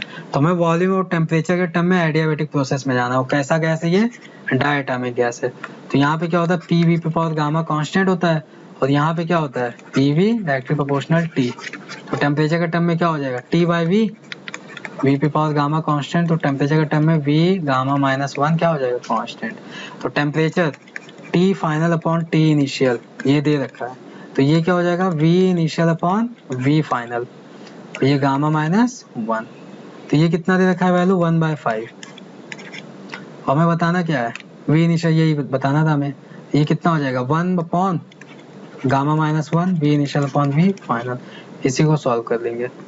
तो V initial upon V final का रेशियो कितना आया? 1/5, 1 अपॉन गामा -1। अब डायटोमिक गैस है तो गामा रख देंगे इसके लिए, डायटोमिक गैस के लिए। तो क्या आ जाएगा? इसको सॉल्व करेंगे तो 1/5 पे पावर कुछ आएगा यहाँ पे कई सारे देखे, यहाँ पे 5.25/2 आ रहा था, सी ऑप्शन। बस यहाँ पे गामा रख के हम लोग क्या कर देंगे? यहाँ पे गामा रख के सॉल्व कर देंगे। 7/5 होता है ना, गामा सॉल्व भी कर लेते हैं। 1/5 1/7/5 -1, तो ये क्या हो जाएगा? ये 7 - 5 2 हो जाएगा, 5 ऊपर जाएगा, तो 1/5 और 5/2 क्या हो जाएगा? V initial by V final, c option हो गया। A plate composed of welded sheet of aluminium and iron। ठीक है, कोई प्लेट दे रखा है एल्यूमिनियम का और आयरन का, एल्यूमिनियम हो गया, आयरन हो गया। और यहाँ पे व्हाट विल हैपन, यहाँ से पढ़ते हैं, what will happen if the fairly strong current is be pass. ये बैटरी से क्या करंट ऐसे पास हो रहा है तो क्या होगा? हीट जनरेट होगा, तो गर्म होगा ये, और अल्फा दे रखा है यहाँ पे, तो जो ज्यादा होगा क्या होगा? ज्यादा लेंथ इंक्रीज होगा। ये एल्यूमिनियम है तो ज्यादा लेंथ इंक्रीज होगा, तो ज्यादा लेंथ जो इंक्रीज होगा क्या होता है? आउटर साइड होता है ना। तो स्ट्रिप कहाँ पे बेंड होगी? अपवर्ड। ये कहाँ रहने वाला? Outer side.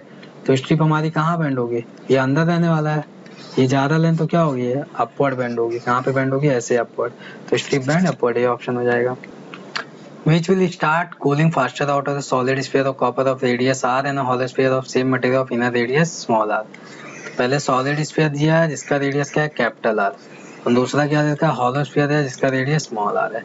ठीक है, ये सॉलिड है तो ये हॉलो है। बोला क्या, रेट ऑफ कूलिंग फास्टर होना चाहिए, यानी टी बाय डी टी क्या होना चाहिए, ज़्यादा होना चाहिए यहाँ पे। ठीक है, तो delta t by t increase होना चाहिए, रेट ऑफ कूलिंग ज़्यादा होना चाहिए। Both are heated to the same temperature, temperature क्या है, सेम है, and allowed to cool on the same environment, तो सेम एनवायरनमेंट में भी रखे गए। तो हम लोग क्या जानते हैं यहाँ पे, हीट कितना होगा यहाँ पे, ए एप्सिलॉन नॉट टी पे पावर 4 माइनस टी नॉट पे पावर 4, यही तो होता है। ठीक है, और ये किसके बराबर होगा, एम एस डेल्टा टी के बराबर हो जाएगा, ये एम एस डेल्टा टी। अब इसको क्या करें, टी से डिवाइड, तो इसको भी क्या कहते हैं, टी से डिवाइड। ये क्या होता है, हीट ट्रांसफर, क्या होता है, हीट ट्रांसफर पर सेकंड। ये क्या होने वाला है, ये वैल्यू कांस्टेंट है, ये वैल्यू क्या है, कांस्टेंट है, तो हीट ट्रांसफर पर सेकंड भी क्या रहने वाली है, कांस्टेंट है, तो ये पूरी वैल्यू भी क्या रहने वाली है, कांस्टेंट। तो m s delta t by t क्या रहने वाला है, कांस्टेंट रहेगा। ठीक है, अब इसके बाद यहाँ पे देखेंगे, तो हमें क्या निकालना है, डेल्टा टी बाई टी, तो डेल्टा टी बाई टी ये किसके प्रोपोर्शनल हो गया, 1 बाय एम एस, और ये क्या है, ये भी कांस्टेंट है, क्योंकि हमें क्या दे रखा है, दोनों मटेरियल क्या है यहाँ पे सेम है, तो स्पेसिफिक हीट सेम हो गया।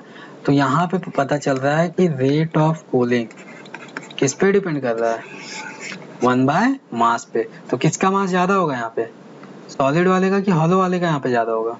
तो जिसका मास अगर ज्यादा होगा उसका रेट ऑफ कूलिंग क्या होगा, कम होगा, और जिसका मास कम होगा उसका रेट ऑफ कूलिंग क्या होगा, ज्यादा होगा। तो कम वाले मास का कौन सा हो जाएगा, हॉलो स्फीयर का कम मास होगा। The image form by the converging beam after refraction through the curve surface is form eight.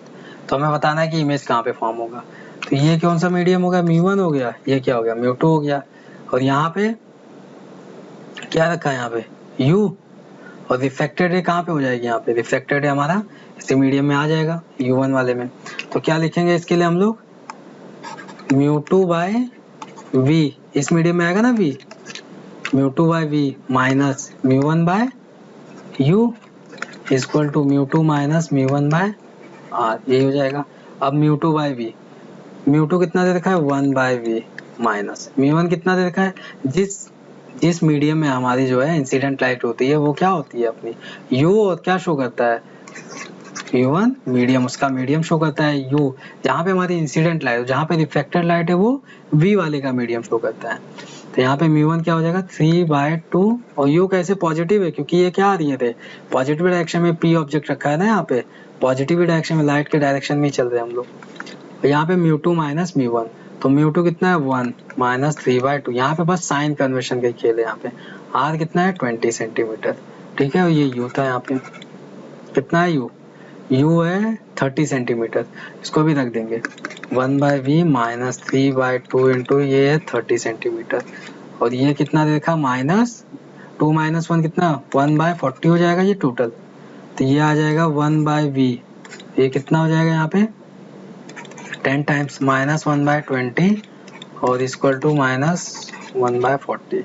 अब इसको सॉल्व करेंगे तो कितना आएगा, 1 by v equal to minus 1/40, और ये क्या हो जाएगा, माइनस माइनस में क्या प्लस हो जाएगा 20। इसको पूरा सॉल्व करेंगे तो कितना आएगा यहाँ पे आंसर, 2 माइनस 1 कितना आ जाएगा यहाँ पे 2/40, कितना आएगा यहाँ पे 2 टाइम्स करेंगे तो 2 माइनस 1 1/40 कितना आ रहा है ये 1/40, तो 1 बाय वी, तो v इक्वल टू सीधा कितना आ गया यहाँ पे 40 सेंटीमीटर, v कितना आ गया यहाँ पे 40 सेंटीमीटर। तो हमारा v कहाँ 40, और उसी के डायरेक्शन में पॉजिटिव आ रहा है ना, तो ये 30 है, तो यहाँ कहीं इमेज बनेगा, यहाँ कहीं अपना इमेज बन रहा है 40 सेंटीमीटर।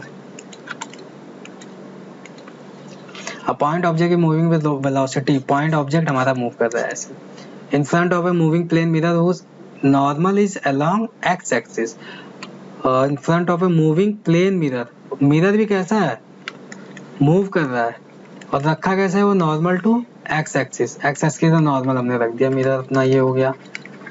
अब ये कैसा मूव कर रहा है vm, इसका velocity, find the velocity vector of image. तो हमें पता है कि कौन सी वेलोसिटी खाली चेंज होती है, परपेंडिकुलर ना, जो वेलोसिटी प्लेन मिरर के परपेंडिकुलर होती है वही तो चेंज होती है। तो ये कितने से आ रहा है 2 से आ रहा है, तो इसका इमेज कितने से आएगा, 2 से आएगा। तो अगर खाली मिरर हमारी स्टॉप होती तो कितने से आता इमेज, 2 से आता। लेकिन हमारी क्या होती, मिरर भी चल रही है, मिरर भी किस डायरेक्शन में, उसी डायरेक्शन में, ये 1 से चल रही है। अगर मिरर 1 से चल रही है तो इमेज कितने से चलती है, ट्वाइस से चलती है। ये कितने से चलने लगेगी, फिर 2 से इसी डायरेक्शन में। तो ये दोनों क्या कर देंगे, एक दूसरे को कैंसिल कर देंगे। यहाँ से सीधा सीधा समझ में आ रहा है ना कि हमारा कौन सी वेलोसिटी चेंज होती है, जो मिरर की क्या होती है, परपेंडिकुलर। तो परपेंडिकुलर क्या है, खाली आई वाले हैं, क्योंकि एक्स एक्सिस के परपेंडिकुलर कौन सा होगा, यहाँ पे आई वाला हो जाएगा ना। एक्स एक्सिस के परपेंडिकुलर मिरर है तो ये कौन सा, आई वाला हो जाएगा। 2 से अगर ये आ रहा है ऑब्जेक्ट तो इमेज भी कैसे जाएगा, ये 2 से पास आएगा, ठीक है, 2 से पास आ रहा है इमेज भी अपना। लेकिन हमारा क्या, मिरर भी चल रहा है 1 से, तो मिरर के कंडीशन में क्या होता है, ऑब्जेक्ट ट्वाइस कंडीशन से उसी डायरेक्शन में जाता है। ये हो गया। तो ये दोनों क्या एक दूसरे को कैंसिल करेंगे। और नहीं आ रहा तो वेलोसिटी ऑफ इमेज क्या होता है, 2 velocity of mirror minus velocity of object, ये इक्वेशन लगा देंगे। और कौन सा यहाँ पे वेलोसिटी रखते हैं हमेशा, जो कि प्लेन मिरर के क्या होता है, परपेंडिकुलर वाला रखते हैं, ठीक है। प्लेन मिरर के क्या होता है, परपेंडिकुलर डायरेक्शन वाला रखते हैं। तो यहाँ से सीधा निकल गया, कितना आ रहा है यहाँ पे, आई वाला क्या हो जा रहा है, 0 हो जा रहा है, आई वाला 0। तो आई वाला कहाँ है, ये तो होगा ही नहीं। और आई वाला ही चेंज होता है हमेशा, आई वाला 0 हो गया, बाकी सब क्या रहने वाला, सेम रहने वाला है। तो -3j+4 पे कौन सा ऑप्शन है, सी ऑप्शन हो जाएगा। A battery of internal resistance 4 ohm is connected to a network of resistance shown in the figure. To deliver maximum power to the network, a magnitude of resistance R. R का magnitude दे रखा है x/21। तो पूछा है x की value बताना है कितना है। अब मैक्सिमम पावर कब होती है, मैक्सिमम पावर जब होती है जब इंटरनल रेजिस्टेंस और क्या हो जाए, इंटरनल रेजिस्टेंस किसके बराबर हो जाए, बाहर वाले एक्सटर्नल रेजिस्टेंस के बराबर। तो क्या होती है, मैक्सिमम पावर देता है ये, ठीक है। ये कंडीशन, ये अगर याद है तो हो जाएगा। अब बाहर वाला नेट रेजिस्टेंस निकाल लें तो ये पूरा कॉम्बिनेशन कितना देगा, यहाँ पे अगर ये पूरा कॉम्बिनेशन देखा जाए कितना, 12 ओम। और ये पूरा कॉम्बिनेशन कितना दे रखा है, 7 ओम। और दोनों पैरेलल में तो कितना आएगा, 12 × 7/19, यही तो आएगा नेट आएगा। इसको किसके बराबर करना है, 4 ओम के। तो 4 = 12 × 7 19 इंटू क्या करना है, ये R, ठीक है। यही बराबर कर देना, ये एक्सटर्नल वाला था हमारा पूरा। ये कितने टाइम जाएगा, 3 बार जा रहा है। तो यहाँ पे R = कितना आ रहा है, 19/7 3 कितना, 21। और दे भी रखा था 21 नीचे था, तो x कितना हो गया यहाँ पे, 19। क्या हो गया यहाँ पे, c option. A very broad elevator is going vertically upward with a constant acceleration 2 meter per second square at the instant when its velocity is 4 meter per second. A ball is projected from the floor to the lift with a speed of 4 meter per second relative to the floor. तो क्या दे रखा है यहाँ पे, ये velocity दे रखी है ball की रिलेटिव टू लिफ्ट, और एंगल कितना दे रखा है, 30 डिग्री। तो टाइम ऑफ फ्लाइट बताना है, टाइम ऑफ फ्लाइट बताना है। ये हमारी कोई लिफ्ट थी, यहाँ पे एक बॉल फेंका गया है जिसकी वेलोसिटी है 4 मीटर पर सेकंड, और ये अपने में लिफ्ट भी जा रहा है 2 metre per second square 30 degree. तो हमें बताना है time of flight. Time of flight होती क्या है यहाँ पे, 2u sin θ/g, यही तो होता है। अब यहाँ पे क्या है, 2u कितना है, रिलेटिव ले देना है यहाँ पे, रिलेटिव टू लिफ्ट। तो यहाँ पे जो इसका एक्सेलरेशन लेंगे वो भी क्या देंगे, रिलेटिव टू लिफ्ट। तो यहाँ पे बॉल का क्या आएगा, जी नीचे आएगा, और लिफ्ट का कहाँ जा रहा है, ऊपर। तो क्या होने गया, अपोजिट डायरेक्शन में क्या होते हैं, ऐड होगा ना यहाँ पे। तो जी रिलेटिव क्या होगा, यहाँ पे ऐड हो जाएगा। तो यहाँ पे बस ये ध्यान रखना था, ये कितना हो जाएगा 4, और ये कितना sin 30 अपॉन कितना हो जाएगा ये 10 प्लस कितना हो जाएगा 12, 10 + 2 कितना 12, ये कैंसिल हो जाएगा, यहाँ पे 3 टाइम जाएगा। तो टाइम कितना आ जाएगा, 2/3 × 1/2 कितना कैंसिल हो, कितना है 1/3 सेकेंड, 1/3 सेकेंड। फिजिक्स में अगर कोई चीज रिलेटिव ले रहे हैं तो सब कुछ रिलेटिव ही लेना पड़ेगा, जिस फॉर्मूले में यूज कर रहे हैं। तो 1/3 second. In the figure there is a DC voltage regulator circuit with a zener breakdown voltage 6 volt. इसका ब्रेकडाउन वोल्टेज कितना है, 6 वोल्ट। मतलब अगर इससे ज्यादा हुआ तो ये काम नहीं करेगा Zener diode. If the unregulated input voltage varies between 10 volt to 16 volt. हम जो ये लगा रहे हैं यहाँ पे, जो हम बैटरी लगा रहे हैं वो हम लोग लगा रहे हैं 10 वोल्ट से लेके 16 वोल्ट तक। मिनिमम कितना है यहाँ पे 10 वोल्ट, और मैक्सिमम कितना है यहाँ पे 16 volt. Then what is the maximum Zener current. तो यहाँ पे हमें करंट बतानी है कितनी होगी। तो पहली बात तो ये जानते हैं यहाँ पे तो फिक्स है कितना आना है, 6 वोल्ट ही आना है। तो 10 वोल्ट की कंडीशन में कितना जाएगा इस पे, आर वाले पे 4 वोल्ट जाएगा ना। तो 10 वोल्ट की कंडीशन में यहाँ पे आर वाले पे 4 वोल्ट चला जाएगा, पहले कंडीशन में 4 वोल्ट जाएगा। तो करंट कितनी आएगी हिसाब से, यहाँ पे करंट अगर देखा जाए तो करंट आने वाली है यहाँ पे व्हाट है मैक्सिमम जेनर करंट, अच्छा पूछा है। तो यहाँ पे करंट कितनी आने वाली है यहाँ पे 2 kilo ohm equal to V by I. तो I equal to 2 milliampere आएगी। I कितनी आएगी यहाँ पे 2 मिली एम्पेयर, और यहाँ पे 6 वोल्ट है। तो इस पे क्या करंट कितनी आ जाएगी 6/4 करेंगे तो 3/2, ये कितनी आएगी 1.5 मिली एम्पेयर। तो कितना जा रहा है 6 वोल्ट की कंडीशन में, जब हम लोग 10 वोल्ट कर रहे हैं 10 वोल्ट की कंडीशन में जेनर डायोड में कितना करंट जा रहा है 0.5 मिली एम्पेयर जा रहा है। ठीक है, दूसरा कंडीशन देते हैं 16 वोल्ट। अब जब हम लोग दूसरा कंडीशन लेंगे 16 वोल्ट की कंडीशन में, तो 16 वोल्ट की कंडीशन में देखते हैं जेनर डायोड में कितना, 16 वोल्ट में ये तो फिक्स है 6 ही रहने वाला, तो इस पे कितना चला जाएगा 10 वोल्ट। तो अब इसमें करंट कितना आएगा, अब इसमें करंट आ जाएगा 5 मिली एम्पेयर। आई कितना आएगा 5 मिली एम्पेयर। तो इसमें तो 6, तो इसमें करंट कितना आना है 1.5 ही आना है। इसमें का ये जेनर लिख देते हैं यहाँ पे। तो इसमें तो करंट कितना आना है हमेशा फिक्स है, कितना आएगा 1.5। किसका तो वोल्ट भी फिक्स है, आर भी फिक्स है। तो जेनर में कितना जाएगा इस कंडीशन में 5 माइनस 1.5 कितना जाएगा 3.5 मिली एम्पेयर। इसने पूछा क्या मैक्सिमम जेनर करंट, मिनिमम पूछा होता तो ये हो जाता, मैक्सिमम पूछा है तो 3.5। ठीक है, मैक्सिमम पूछा तो मैक्सिमम वोल्टेज ही लेके चल सकते हैं, लेकिन यहाँ पे पूरा हम बताने के लिए मैंने इसको पूरा कर दिया। मिनिमम पूछा होता तो 0.5 एम्पेयर। तो कितना आया 3.5। कौन सा ऑप्शन गया यहाँ पे, c option. In YDSC experiment, a mica plate of refractive index mu is introduced in the path of light coming from one of the slit. If the central bright fringe gets shifted to a point originally occupied by the fourth bright fringe, तो हमें पता भी है कि S1 लिखा है S2 दे रखा है। ये हमारी स्क्रीन हो गई, ये स्क्रीन।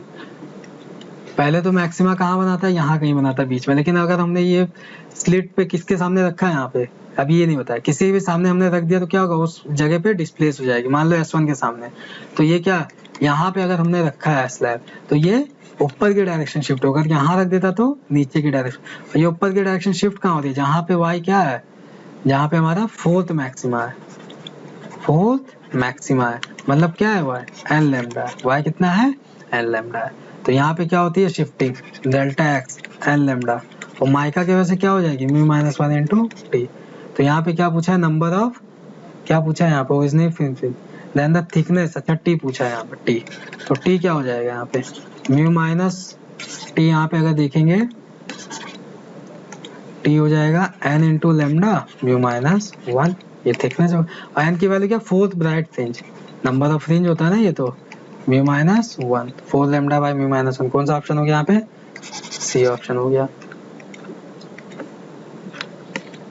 तो ये था टेस्ट पेपर 6 से लेकर 9 तक के क्वेश्चन। इसके अलावा भी अगर लगते हैं कि और कोई क्वेश्चंस करने चाहिए तो कमेंट कीजिएगा, और चैनल को लाइक कीजिए, सब्सक्राइब कीजिएगा।